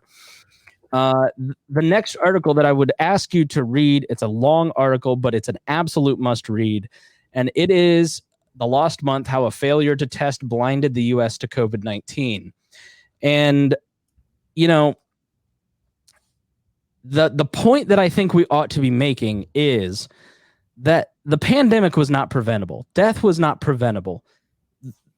Sheltering in place may have been preventable if we had proliferated testing. Testing is the number one key to all of this. And basically they swab your throat. They find out if the disease is in the back of your throat. In this one section, they send it to a lab and they run a panel on it. And then if you match the sequencing of the disease, then you have the disease. So then what you do is you start quarantining the people that have the disease. You go, who did you talk to? Who did you have exposure to? You trace that back and you find out who else they were exposed to. And then you start testing those people and quarantine the people who test positive. And so then society functions as normal and everybody else gets tested, right? And now the caveat to this is what South Korea has done and Singapore have done effectively. And they have been able to function as an open society. Everybody's going to work. Everybody has to wear a mask. Everybody has to wear gloves and sanitize. And they've done this testing and tracing model. The trade-off is that they monitor you and your location on your phone. And so you basically have an ankle bracelet on your phone. And if you test positive, their government follows you. And so you get to go to work, Hody, at the Golden Corral, but everybody in the society has their phone being tracked. So there's a trade-off to it. So when people talk about South Korea, you have to be aware of that fact, that there is a bit of a techno prison going on. And then there is because the reality is if you test, you see the disease. And for America to really open up, which we will get to very soon, is for everybody to have the ability to have a test. When I had a sore throat the other day, I can go get a test. It's not putting anybody at risk, or there's an at-home test that has been created that I swab myself and I send to the lab. Guess who didn't approve that? It was the FDA that didn't approve that. So if you want to test, you have to go infect a nurse to have your test done. And so the FDA continues to be somewhat of a roadblock in a lot of this. And so Donald Trump's racism accidentally did the right thing for once. And so he shut down the Chinese border. And so travel from China was stopped. And that bought us, according to epidemiological models, a couple weeks. What did we do with that extra 2 weeks? We didn't do dick. We didn't do jack shit. We didn't do anything. And so the reality is that our government officials knew from January 1st on that this was going to be a significant crisis. The president of the United States, who was famous for not reading his intelligence briefings because of the fucking deep state, has had this in his briefings that this could be a serious pandemic in the United States and a major security threat since January. You know who didn't read that? The president of the United States, because he thinks it's all bullshit. All right, congratulations. You get to stay home from work and Hody's not getting a paycheck.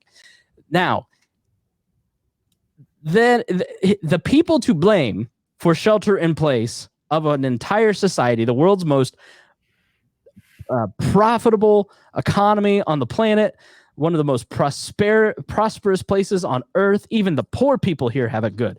You should be glad that you were quarantined in America, because if you were quarantined in India, then guess what? You aren't eating that day because you have to work to feed yourself every single day. And so when you're quarantined with your 1,700 people in your apartment complex and one of them start coughing, not only are you not eating, you're not leaving your house, and everybody's about to get coronavirus. So we should all thank our blessings that we have the ability to be sheltered in nice 800 square foot luxury apartments like this, as opposed to being in the third world, because when that hits South America and Africa and India, this is going to be absolutely tragic. So make sure that you continue to pray for those people. But nonetheless, the American way of life has been completely interrupted, and it is because of the incompetence of your president, the Health and Human Services, the CDC, and the FDA. And you probably wouldn't have to shelter in place if we had not centralized testing under the CDC. They get the genome sequencing from China. China lied about a lot of this, delayed a lot of this, but in the end, they, unlike with SARS, handed over the sequencing and allowed a test to be made. Who? The World Health Organization went to a German firm. They actually bought, they built a test. They gave it to the Americans, and the American CDC said, enough of this Nazi bullshit, we're going to build our own. And so what did? They built a test that didn't work. And so then they sent that to all the state labs, and that didn't work there either. And then everybody started freaking out because nothing was working, and here we are. So, it's a dry cough. It's just a dry cough and a fever, guys. He'll be fine. Everybody relax. You know, you remember back in the day when it was just a funny meme when you had the guy who was sweating. Like, there was a great Steve Bannon meme. Why does Steve Bannon look like he's infected with the disease? I just want his coworkers to know. That used to be a funny meme, but it's not anymore. So my point is that where your liberty is really going to be taken is that when all of this is over, what they're going to do is they're going to say, you know what we need to do? This was a mess. And there were all these different agencies, and there were all these different state boards of health, and there were all these different county boards of health, and there were all these different hospital networks. And boy, wouldn't it be a lot easier if we centralized everything into one network? And the next time this hits, guys, we've got it under control. Because you remember how great the FDA did during that period? Donald Trump said it today. He said the FDA has been amazing. Well, the FDA, if you read this 14-page article from the New York Times, is the most egregious of all of the agencies. And the appointed person by Donald Trump was completely incompetent. And the truth is that the duties of the FDA are probably so big that that person is not alive on earth that can handle that agency. That sure shit is true for the presidency. There isn't a president on the planet who could actually do the job of the president because there's too much power and they can't do it right. And so Donald Trump picks the director of the CDC. He picks the director of the FDA. He appoints Azar at HHS. And then all three of those people fuck it up and nobody holds them accountable because the president doesn't think that any of this is real until he sees it on Tucker Carlson. And then one of his friends gets it. And then he's like, I better change my tune. This may be real. That was 3 weeks ago. And so now you're stuck in your house because your president thought it was a hoax and your agencies that you outsourced the responsibility of all this to didn't do a good job because they can't do a good job because bureaucracy doesn't work. And so when all of this is over and they want to centralize everything more, remember that. And that is the argument that libertarians ought to be making. It's not conspiratorial. It's not cruel. It's empathetic. It's the truth. And it's going to protect your liberty in about 6 to 9 months. Because mark my words, play this back later. They're going to come out and they're going to say the FDA, the CDC, Dr. Fauci, the National Institute of Health, and Donald Trump did a great job during that crisis. And we need to do more of that, which means less of everything that worked. So be ready, people, because that's what's happening. So, Harry, are you ready just to get your healthcare centralized, nationalized, and completely ineffectized? Oh, yeah, because, when I think of best care is the VA, I'm scared to even look at what the VA is doing with all this. Oh, the VA has been, I've talked to a couple of people. They're totally unprepared. It's on fire, basically. Might as well be on fire.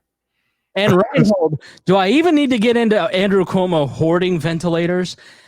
Oh, yeah. This motherfucker, Donald Trump, comes out yesterday and says, I was just shown a chart because Dr. Fauci and Dr. Birx had to draw me a chart like I'm 8 years old and have the IQ of Forrest Gump, where they basically say, here's 2 million people dead, here's 100,000 people dead.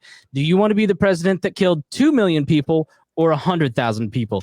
He went, that's a good, I think I should probably go with 100,000. Let's skip that whole Easter thing. That's problematic for a couple reasons. First, the president had to be drawn a chart 12 weeks into a crisis. Two, he's so easily persuadable that this idiot has a chart drawn for him and goes, that's a good idea. I'm changing the policy that I've been arguing all week. That's your president at work. That's your government. That's the person that you want in charge of your healthcare if you create socialized medicine, because there will be Republican presidents. Whatever fantasy you tell yourself about how the Democratic Party is dead, you're wrong. So this idiot walks out on national TV and goes, I've got this, guys. Only 100,000 people are going to die, not 2 million, thanks to me.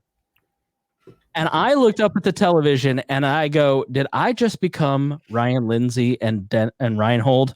Because this person is introducing in real time a shift to the Overton window that if 100,000 people die, I did a great job. Okay, you know what that means? That means twice the soldiers in Vietnam died.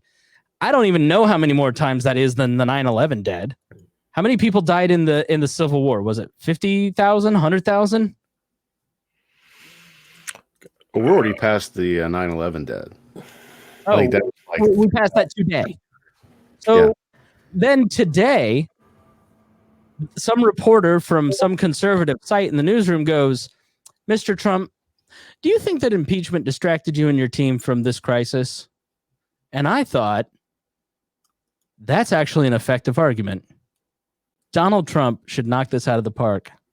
And Donald Trump goes, yeah, no, it didn't distract me. I did a great job. I wouldn't do anything different. In fact, I get an A+. There are lots of people saying I'm getting an A+ for how I've handled this crisis.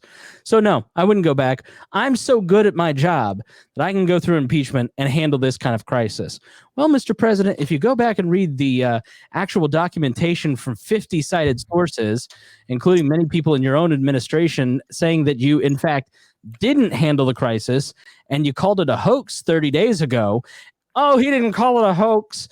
Okay, every single one of his actions proves that this guy didn't take this seriously until he saw it on Tucker Carlson 3 weeks ago. You can't prove me wrong because that's a fucking fact. He said on February 28th that the numbers are going down. They're not going up. It's going to be a mirage. One day it'll be here, then it'll be gone. Well, when it's gone, it's probably going to be 2022. And it probably wouldn't be as severe, and we probably wouldn't have 100,000 people dead if you had done a better job as president. And so I've never been as critical of Donald Trump as I am right now, and it's because everything that Dennis has said, that Reinhold has said about Donald Trump is fucking true. The person is as incompetent. His tweet yesterday about bragging about his ratings is his main concern. Like, I don't know what to tell you, folks. Like, this person's concern is how he looks. He was so impressed with his television numbers that he tweeted out that everybody should watch the press conference. He walks out there and he goes, I did a great job. I'm only going to kill 100,000 Americans. Okay, well, I don't know how many people would have been spared if we had had testing about 4 weeks earlier than we do, 6 weeks earlier. Realistically, we could have had that done had the FDA and the CDC not completely fucked that up, but it probably wouldn't be 100,000. And you're not absolved of responsibility.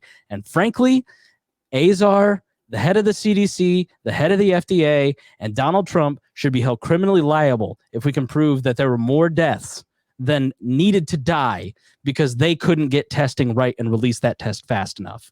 It's time to start putting some of these people on death row for their bad decisions. I'm talking about Barack Obama and his drone strikes of American citizens. I'm talking about George Bush in Iraq and the financial crisis. I'm talking about Bill Clinton for throw a dart. You'll find something to block that motherfucker up on. But at some point, you're going to have to start putting some politicians in jail. You're going to have to start putting some business people in jail, because the reality is when these people think that they can do whatever they want with your money, they're going to keep doing it to you. So put some of these motherfuckers in jail, because that's when things are going to start changing. And if they don't want to put them in jail, then let's create a citizens jail and put them in that. And I'm avoiding using the word guillotine. All right. Dark.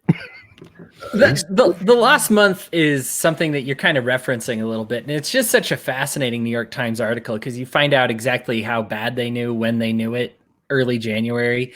And all the people in charge, I mean, CDC and FDA was like, we got this. And they, of course, they said, we got this behind closed doors, you know, but we're like, we got this. And so you even kind of see some of the president's incompetence. Of course, he puts these people in charge, but, you know, you see the president's incompetence by being like, they got this. And then they knew their test had failed in February.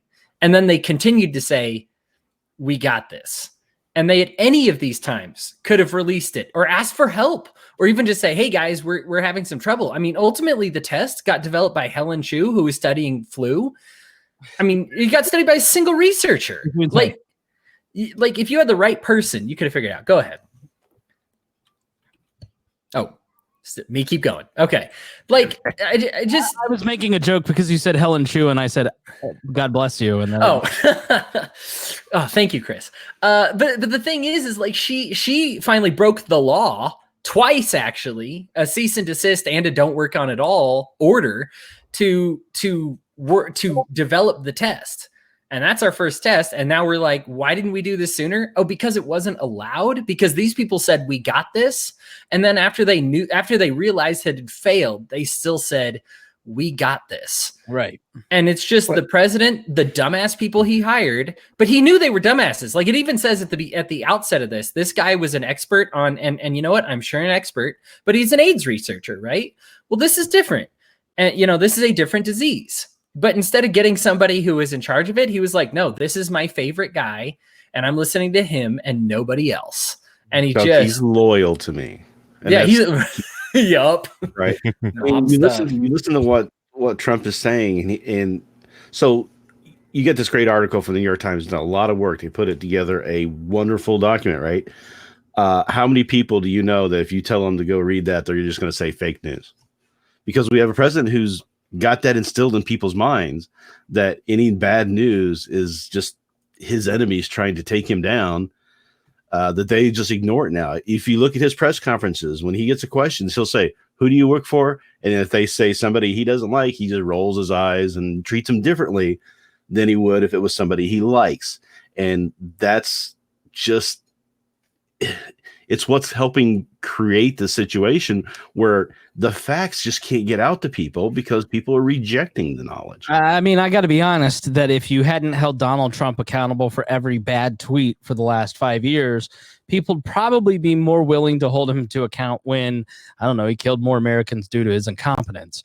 So I have to blame the media somewhat, because they are so obsessed with Donald Trump that when you watch these press conferences, when you watch the Sunday shows, when you watch you watch CNN all day, you that Easter comment of, do you think we should open by Easter? Is the president a big idiot? I mean, that was all that was talked about for 5 days. When you open up the press conference to the reporters, it's just about how, do you think you're an incompetent idiot? That has an effect, and it's just like the impeachment stuff. And it's why that isn't a bad point about the distraction from impeachment, is that maybe if we hadn't, and I know we disagree on impeachment, but the fact is that if you hold Donald Trump accountable for every single thing, then when you don't keep your powder dry, you're out of powder with the regular public, and something like this comes along and people are less willing to listen to you. But the problem is what they've been trying to do is say, look, if he's lying about this little stuff, he's going to lie about the big stuff. He's going to violate everybody's rights and violate the Constitution and do all this stuff on things that people are like, well, it's not that big of a deal. He's going to do it on the big stuff, right? So what would have happened if he had gotten impeached in early January, let's say, the second week of January, when all this is starting to kind of bubble up in the intelligence reports? Then we might have had Pence in there.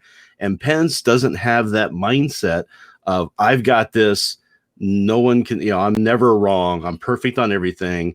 And he might have listened to somebody, right? We might have had testing out there sooner. So it's like, I think the biggest problem with the media, and I do see what you're saying about it. They do go on and on and on and on sometimes, but part of that is just, I think, the incredulity that they have, that people aren't seeing what is right in front of them. They're just rejecting it. Yeah. And the cost is, people, the people arguing with me, as I have made on my Facebook wall or Twitter, the arguments that I've made here tonight, the people arguing with me are Trump supporting libertarians and conservatives. Regular normies and Democrats, they're all like, we need to hold the FDA accountable. Yep. Like they're buying the small government stuff. Donald Trump tweeted this out today: with interest rates for the United States being at 0, this is the time for our decades-long awaited infrastructure bill. It should be very big and bold, $2 trillion, and be focused solely on jobs and rebuilding the once great infrastructure of our country. Phase 4. So, oh dear God. Most libertarian president ever. All you libertarians who've been trying to convince me that this is the most libertarian president ever, he wants to spend another $2 trillion, for an infrastructure bill because he thinks that he's getting a 0% interest loan to do that. Now, what does that mean is that we're going to borrow from ourselves a 0% interest loan. This person is so stupid that he thinks he's going to Chase Bank to get a 0% interest loan. So why wouldn't we borrow $2 million? There's no interest on it. He has no concept of what he is doing. That's how we have bubbles. The stock market was getting 0% interest for how many years So they're out borrowing money to put it in the stock market so they can make a bunch of interest and paying back a zero interest loan. It's free money. Right. It's going to be fine. Yes. It's going to be fine. We're going to have tons of kids from this. Okay. We suspended abortions because that's an elective surgery. So we're going to have hundreds of kids across the country. All right. I said it as a joke, but they actually have stopped a lot of abortions across the country. It's like it's a side tangent, I know, but that is something that is also happening right now. So like the whole kid boom is a real reality because some people are going to have kids that don't want them because they have stopped a lot of surgical abortions across the country. That's why I saw a bald eagle outside my window. God is happy with us now, and so He's returned favor to the United States. And I am your messenger to tell you all, stop the abortion so we can get more eagles. I want to say that eagle was twice the size of a Canadian goose. So USA. All right. Also, I have seen like three of these dead goose, like just dead on the ground. Welcome. I Right? I have nothing to do but Also, drive eyes on goose. the other thing, I think when the economy actually does get back going again, right? I don't think it's going to jump back and people are going to spend money the way people think they are. Right now, millennials, right, have had a crash course in the Great Depression. Yeah. They are going to stockpile food. They're going to, they're going to do what they can. So they're going to be paranoid about this. At least the smart ones are. Harry, I will tell you that you are much more the ant and I'm much more the grasshopper in this relationship. I will be much more careful about my spending habits. I will be much more careful about stocking up. I'll be much more careful because the specter of not being able to get those things and entering a Great Depression and not being prepared is something I'm not willing. I turned 18. I think it said this on the show. I turned 18 2 days before 9/11. And then the bottom fell out. And then me and my cohorts entered the job market in 2008. And then we just are now hitting our peak earning potential. And this is the third crash in my adult earning lifetime. And so I'm going to be much smarter with my money as a result. I will still go to restaurants because that's my only hobby is eating at restaurants. So Hody will be well fed because of fat people like me. I will return to Orange Theory when I can pay for it. I will continue to do the things that I enjoy doing, but will I buy a lot of the extra stuff that I don't need? No. So I think, yeah. So anything that you want to say, Hody, anything you want to jump in here on Trump? No, Trump is the worst. If you guys are, if you're one of those libertarians, like here's the thing. Chris said this once in a show, and I think it rings clear that you want to like Trump because he makes all the right people pissed off, right? And we hate these people. And like CNN absolutely does suck. CBS News, apparently they suck too, right? They've been doing some sucky things. And you want to root for people that make the bad actors in media upset and that make big government people upset. But when he does these things that are also bad, you need to realize he sought political power. This is that same New York Democrat. Like he posts stuff today about expanding the infrastructure. Just liberate yourself. It is so freeing. I know to me, when I finally left the Republican Party, the most liberating thing was to finally be able to be like, no, screw that guy. Screw, who was it? Michelle Malkin for saying that we need straight camps. Like, screw her. And it feels so good to just let go of it. And I think that I think this is really the time to just let go of Trump, and you will be embraced very openly because you get to stop doing the mental gymnastics of trying to forgive him, of trying to explain for him, of trying to see what he sees. You know what? It's okay. You can probably believe like I do. He's probably still better than Hillary Clinton and still did better than Hillary Clinton would have done. Right. And that's okay to hold on to that. But at the same time, that's not a good defense for him. I think that she probably would have been more authoritarian in her response. What do you think? Being better than Hillary Clinton and a straight up authoritarian is a low bar that is way too low. Like just like let's just far more authoritarian, but she would have reacted sooner and maybe saved some lives doing it. I mean, it's like 50-50 half. It's hard to say, but the problem with Trump is there's so much of the no moral grounding on anything, right? he just flits back and forth between whatever he thinks is going to be best for him. So, you know, I kind of would rather have someone who's more authoritarian, that I know is going to be authoritarian, as opposed to Trump, who is just, whenever he feels like it, oh yeah, I'm just going to take over this, and I'm going to do that, and I'm going to take your guns, and I'm going to spend all this money. Let's do all this stuff, guys. And then because it comes out from nowhere, you can't really expect it and plan for it and fight back against it as easily as you could if somebody you know is going to be in there doing that, but who would probably have reacted sooner and quicker and more effectively than what we have now, and put people in charge and put people in those offices who had better credentials, and not just the prime credential that they were loyal to you. Yeah. So final thing that I want to bring to your attention tonight is for all of you people who believe that socialized medicine, as one person bravely keeps saying on my wall, that socialized medicine would have fixed all of this. And man, you walked into the wrong neighborhood, and he keeps getting, God bless this kid. I don't know his name, but he's got some balls. I appreciate his spunk. He keeps getting fucked up left and right from me and other people, and he just keeps coming back. But the reality is that in Spain and in some reports France, the socialized medical system in Spain is so overrun and so limited in resources that they have just stopped answering the phone calls from nursing homes. I'm not making that up. There is a New York Times article that I will put in. It is called "A Deluge System Leaves Some Elderly to Die, Rocking Spain's Self-Image."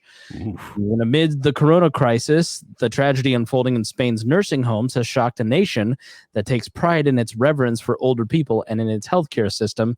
And it's several thousand words long about how nursing home directors just can't get their phone calls answered. They have one mask at all, and there is massive death taking place in France and Spain's nursing home. So if you think that a socialized medical system is somehow more compassionate and empathetic, there you go. When it finally hits the fan, they're not able to take care of people. Yeah, this country doesn't do a great job, but if you're 85 years old, I guarantee you that the nurses that you walk in to see at the ER are going to take great care of you. And it is expensive, and we do have problems. There is no doubt about that. But everybody here does their best to take care of everybody. Over there, where you have socialized medicine, they can just not answer the phone, and everybody looks the other way, and nobody's held accountable because it's run by a bureaucracy. Here, you're going to be hauled in front of a court because it's a private system. You don't have the choice to just let people die unless the government is in charge of it. It's an ugly thing that every single person needs to look at. So as we start the Medicare for All discussion seriously after this, don't forget these things. Don't forget the ways that bureaucracy kills people. Public policy has a human toll. It is not more compassionate. It is more deadly. It is more cold and heartless than any private system. And it is evidenced by the fact that your administration has not functioned correctly, because no administration could function correctly, and private industry is doing their best to save everybody's ass. They're hiring extra people. CVS, Amazon, all of these companies are going out of their way to hire extra people to make sure that people can stay afloat. All of that's done privately. What do you get from the government to help you along? $1,200. And if you don't have your bank account hooked up, you'll get your check in 4 months. That's the best the government can do for you. They cannot come to your rescue. They cannot help you, and they will not save you if you're sick. They don't even have the legal ability. They can, if you call 911 right now and say, I'm being raped and murdered, they can hang up the phone and not respond. And the Supreme Court says it's fine. It's okay. They can't do anything for you. Stop relying on any level of government for any of your individual needs, your savings, or your retirement, your health. They can't do shit for you, and they won't. There was a fantastic breakdown that showed that 50% of people in socialized countries have private medicine insurance. Say that again?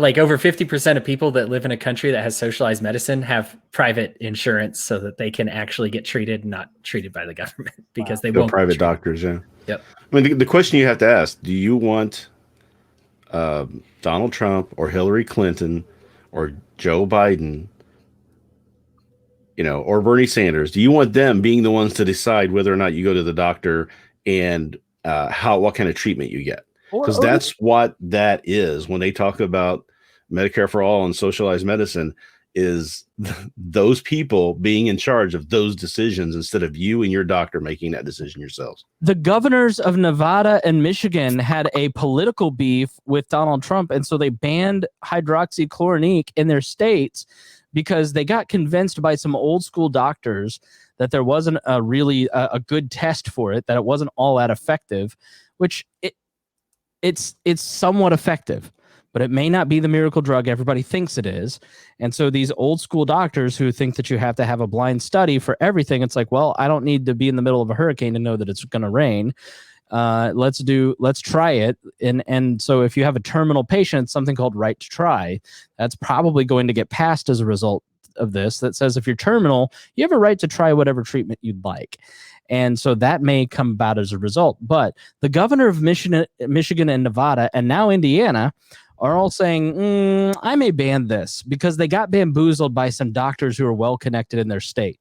And so that instead of your doctor being able to make an informed decision with the patient, you, who's in a critical ICU bed situation, a governor is making the decision based on politically connected interest and some bad information from salon.com.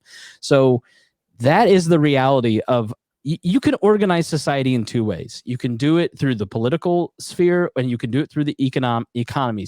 You can do it through markets, or you can do it through politics. Politics is all about who you know, and it's about some idiot who is the most well-connected person in their circle got elected in politics, and they have control and centralized power.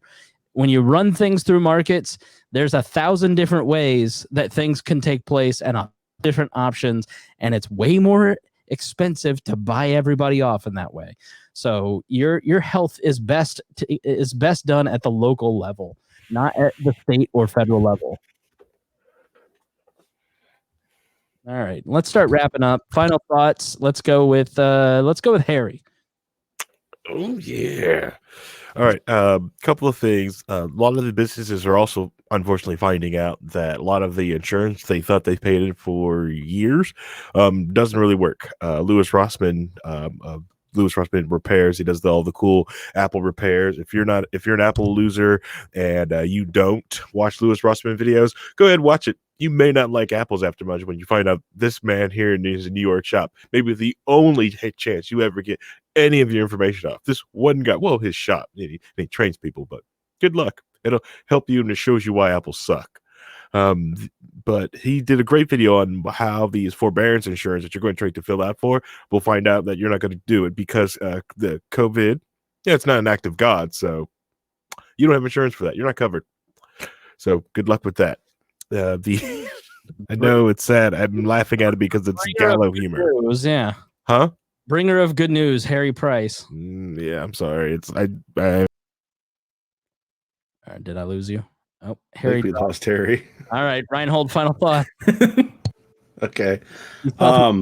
What I wanted to bring up was that one thing that's happening from the shutdown, as it were, and this people staying at home, is that we're seeing a decades-long promise of a society that's kind of more virtualized actually taking place. So people have suddenly now had to do all these things that they've been putting off and giving workers the ability to work from home. We got innovations are happening that have been in the works for years, but just didn't have anything to kick it off and make it happen. So restaurants are doing a lot more servicing takeout. There's all these things that are happening. And there are some benefits that they're going to come from that, is that we are going to have fewer people like on the roads and driving cars and less demand for gas. The bad part is that a lot of our economy is built on those people when they have to go to work and then drive back home. They're stopping off on the way to get this or that, or things they don't necessarily need, but let's go ahead and pick this up, or let's go grab something to eat instead of eating at home. And so we're going to see a change in society, I think, when these things are now available and people say, why Well, I was able to do my job just fine at home. Why do I need to come in now? I can save myself an hour commute or a half-hour commute every day one way. And I just think you're going to see a change in society from this, not just from the people starting to prepare for something like this happening again, but also just in the technology being adopted and things happening. We're going to start seeing calls for doing voting through mail more or online or something like that. Things like that are going to happen now, and a lot of it's getting spurred because of this. We are a highly adaptable species, and we will do whatever we can to optimize and to make ourselves prosperous and grow in resources. So do not worry about like that. That's why I really am empathetic and understanding of Hode's situation. For instance, I have lost, not nearly the percentage of my income that Hode has, but I mean, I've felt the financial pinch here. And the reality is that's probably going to come back for me, for Hode, for everybody, because the reality is you can't come back from dying like this. And so if you can keep the death count at 15,000 in America as opposed to 100,000 or 2 million, it's better for the economy in the long run because you've got that many more people being productive. It may look a little different too. The point, it may not be exactly like it was. Yeah. As far as you may not find that your specific job is there anymore, but this other job is now available that might even be better for you. To your point, I saw a commercial for O'Charlie's, and O'Charlie's had a meal kit, and they had a home delivery of a family dining thing. And I'm sitting here going, okay, O'Charlie's is down the street for me. I don't go into O'Charlie's. Their food's fine. But I don't typically try to go to chain restaurants unless it's Hooters, And so I'm going, all right, they have created a new revenue stream. Do you think that they're going to stop delivering food? I think restaurants like Hode's and other restaurants, they're going to start doing their own delivery. So now all of a sudden, instead of relying on Grubhub, and O'Charlie's is going to go, we've got our own kitchen. We can do meal kits and meal prep for families and deliver it within this square radius. There's a company called Cluster Truck. Mm-hmm. I produce a podcast called Leaders and Legends, and we just did an interview. It's absolutely it's a guy named Chris Baggett, and he's basically the guy who invented email targeting, and he's now reinventing food delivery in this service called Cluster Truck. It's an unbelievably mind-opening interview with this guy. Harry, you'd love it. It's very technically advanced. And so what they have realized is like, you've got to start a kitchen. So they just contracted with Kroger. And so what they do is they cook fresh food and then deliver it from their kitchen instead of doing it from Grubhub, which is always cold or not as good. It's not as fresh. They do farm to table meals from Kroger kitchens. And so now O'Charlie's and, Texas Roadhouse and Stacked Pickle and all these different locations are going to get into delivery. And so why do you order pizza? Why do we eat so much pizza? It's delicious, but like you also eat Chinese food sucks, but you eat it because it's Sunday night or Saturday night. You want to relax a little bit. You don't want to cook. You don't want to go out. So you get food delivered, and so O'Charlie's can cut down on the delivery fees, cut out that middleman of Grubhub and start doing delivery. I think that there's going to be a lot of opportunities for revenue from this. People are adapting. One conversation with a company about how do we reach our customers better, and they're doing Zoom calls. Zoom is now valued at the same level as like Ford or something ridiculous this week. It's like a crazy valuation because now all of the sudden who are using this see the valuable tool that we have seen Zoom as for the last 2 to 3 years. I just said to the guys, like, Reinhold, why are you driving 45 minutes out here? I appreciate it, but like, let's just do it on Zoom. Harry, you can stay home. Like, it becomes much less of a burden on everybody. And the quality of the show isn't that much different. So I think there's going to be a ton of opportunities that come out of this. It's just being patient. We're not good at being patient. We're not good at not having control. We're not good at uncertainty. We really want certainty, and we want to know what's going to happen when. And I think, if I were in the presidency, I would be much more forthcoming. And I think like a Barack Obama or George Bush would be going, here's the models. Here's how it works. I'd turn into Ross Perot with my charts. And I'd educate people, and I would go, here's what's going to happen. Here's when we can get back to normal. You just got to hang on this long. And I think people would feel a lot better than having a president who goes, I just saw this fascinating chart and figured this thing out 3 minutes ago that I should have understood 12 weeks ago. It's great. Aren't I doing awesome? Like, you know, that's the price of leadership. The uncertainty, the volatility in markets, that is because Donald Trump isn't a leader. He doesn't know what he's doing. So, all right, Hody, final thought. All right. I got 3 points and I'll make them real quick. One is if you're ever in a bad mood again, you should absolutely hop on the podcast, because this is my first time knowing that the podcast was better and you're in a bad mood. But there was like 3 moments where I was like, hallelujah and amen. Harry told you. For real. This was probably the best one I've even been a part of. I got to remember that to put you in a bad mood more often. I'll try to think of some things. You don't have the ability. Yeah. Disagreements with the nap or something. I'll try to be more ornery. I don't know. But either way, it was really good. Second point, especially if you're to that closing point on socialized medicine, if you think it's great, I just got a story about my neighbor that I've shared, I think, once before, but it's just real important, and I'm going to make it real quick. My neighbor has chronic migraines, headaches, got an experimental procedure that the government allowed her to get, put something in her skull that combats it, just requires a battery. She'd had to take no medicine or anything like that. It was 100% effective. And what happened is the opioid people spent X amount of money, got that technology legalized. And here's what they did. Not only did they say that technology will be illegal going forward, they banned the type of battery that her machine requires to keep her brain from having those migraines. That is socialized medicine. Nobody on this planet exists without incentive.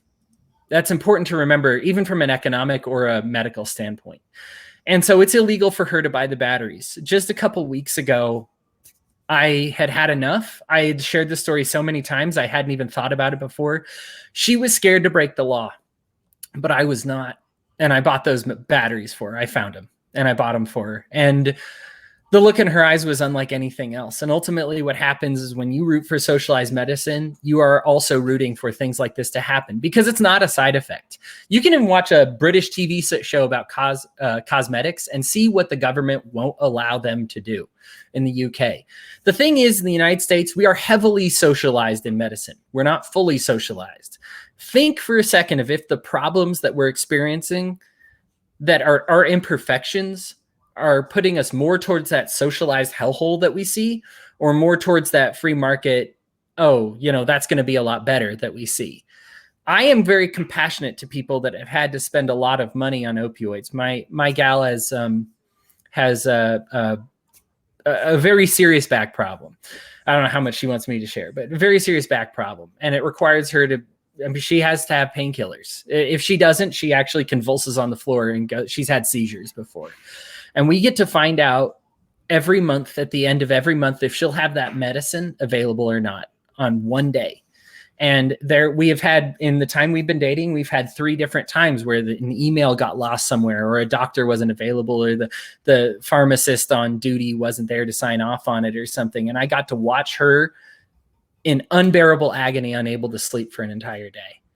And at that point, we've had to seek out alternatives. That's what socialized medicine looks like.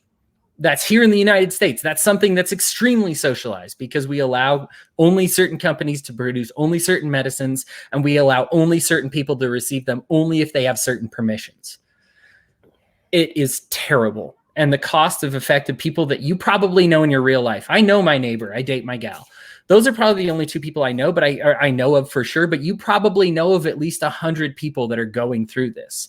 And if you talk with people, especially if I've learned online on Facebook, you're going to find more and more stories about how socialized medicine is murderous and barbaric, and it is the opposite of incentivized to help people. Third and final point is to be the first one to be compassionate. I'm going to give you a little tool that I learned from when I was learning to communicate with women a lot better. And this is to reiterate what they are saying better than the way that they even said it. Try to make their point better than the way that they phrased it. And we're going to have a lot of arguments. I'm sure everyone's having arguments about COVID, about this virus. And we kind of fleshed it out today. And I thought it was a great debate. And all aspects worth talking about. But you can see how both me and Chris at various times felt like we didn't understand the other's position. And it's because we weren't able to effectively phrase the other person's position as well as they were. Had I been able to say Chris's point of view as well as he was, we would have never had the miscommunication. Had he been able to phrase it as well as I was, no miscommunication.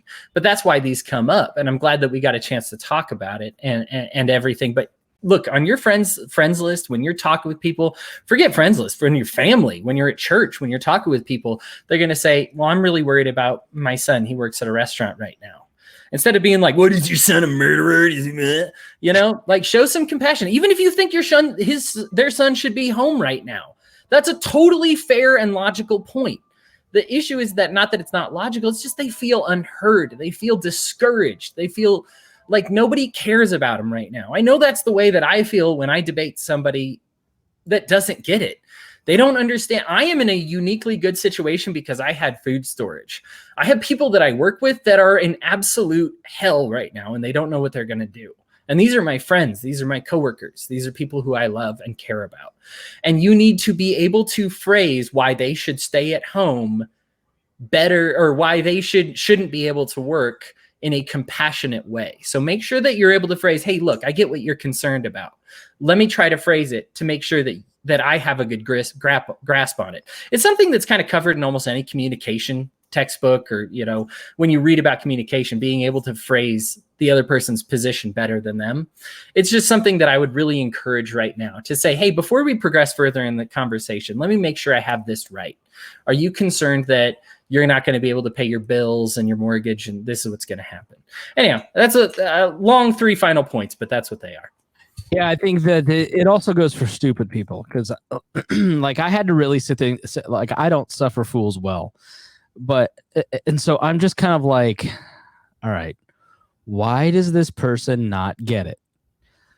Well, that's how I realized people don't understand what they can't touch or see or sense, right? Like, they don't get the reality that they need senses. I'm trying to pretend that I haven't played a prank on Harry. So I just realized I was before the show that I could do scrolling banners. So I've been waiting for the right moment to put a news ticker at the bottom that says Harry loves Apple computers. So the reality is I don't suffer fools well, but I have to remember that the person that I'm talking to that isn't getting it, on day 5 of having the same conversation with this person, like, I finally just had to block Skip. I just said, Chris, Skip, we just can't be friends anymore. because the reality is, like, I'm never going to change their mind. They're never going to change my mind. We're on like day 7. Let's part as friends. But I have to remember that this person hasn't been affected by this in any kind of serious way yet. And so I have to be compassionate and understand that they just don't see it the way that I see it yet. And if somebody had been making the points to me 2 months ago, I would have been laughing at them too. You know, so it is. You just have to try and understand where the other person is coming from. And yeah. So, all right. Good show, everybody. Great to see everybody. Thanks so much to everyone for joining, for Reinhold, for Hody, for Harry, everybody joining in, listening. If you've made it this far, you're a true fan of this show. If you enjoy this show, we really need you to share the show. Hody, myself, Reinhold, everybody's been working really hard the last couple weeks to try and bring a lot of good information that is responsible information. Like, the worst thing in the world is one of us saying something on this show, on our Facebook, or anywhere that gets somebody hurt.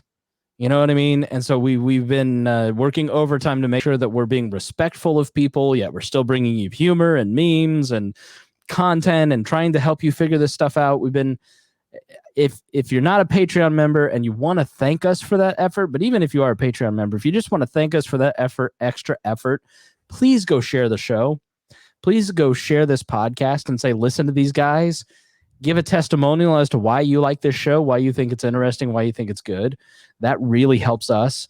You have no idea what a big difference it makes when you share this stuff on your Facebook, your Twitter, your Instagram. You share our YouTube channel. You share our podcast feed. You know, we've got a special tag for COVID-19 podcast if you want to share the series of shows that we've done. That stuff really helps a lot. You have no idea how much, because as a small independent podcast, that's how we grow. We grow because people like yourself go, I'm getting something out of this show. You're going to get something out of the show. It's not that same old left-right BS. It's different. It's got a different feel. You might like it. Please check it out. So, we're independent and we're doing something different, and we're doing something different than even other people in our own space. And that just demands that you help build an echo chamber is what I'm saying. Tell people that you love the show. So thank you so much to everybody for joining us. Thank you to our Patreon supporters. Thank you to our co-hosts. Want to give a shout out to Ryan Lindsay and everybody at The Heretic, our magazine, at Heretic, the magazine. You go to our website, wearelibertarians.com. You'll find a link to it. You can buy the first 3 episodes or the first 3 issues. And Ryan's done a great series on getting through COVID-19 together, and some great articles there. Just go to wearelibertarians.com. Check out the past few episodes. Check out the new reaction videos that Hody is doing. They're really, really fun and interesting. We've put a couple of those in the feed. They're all up for Patreon members now. And so lots going on, and it is all because you continue to tune in, and we thank you so much for it. So you want to explain what the reaction videos are really quick, like 10 seconds, Hody? Yeah, sure. It's just like a 30 to 45 minute video where we take like a clip of the news that most people are talking about, or something, a politician says something or releases a document. And it usually only takes us, like the actual clip is only 4 to 5 minutes long, but we will talk about it in a hilarious way. It's mostly comedy.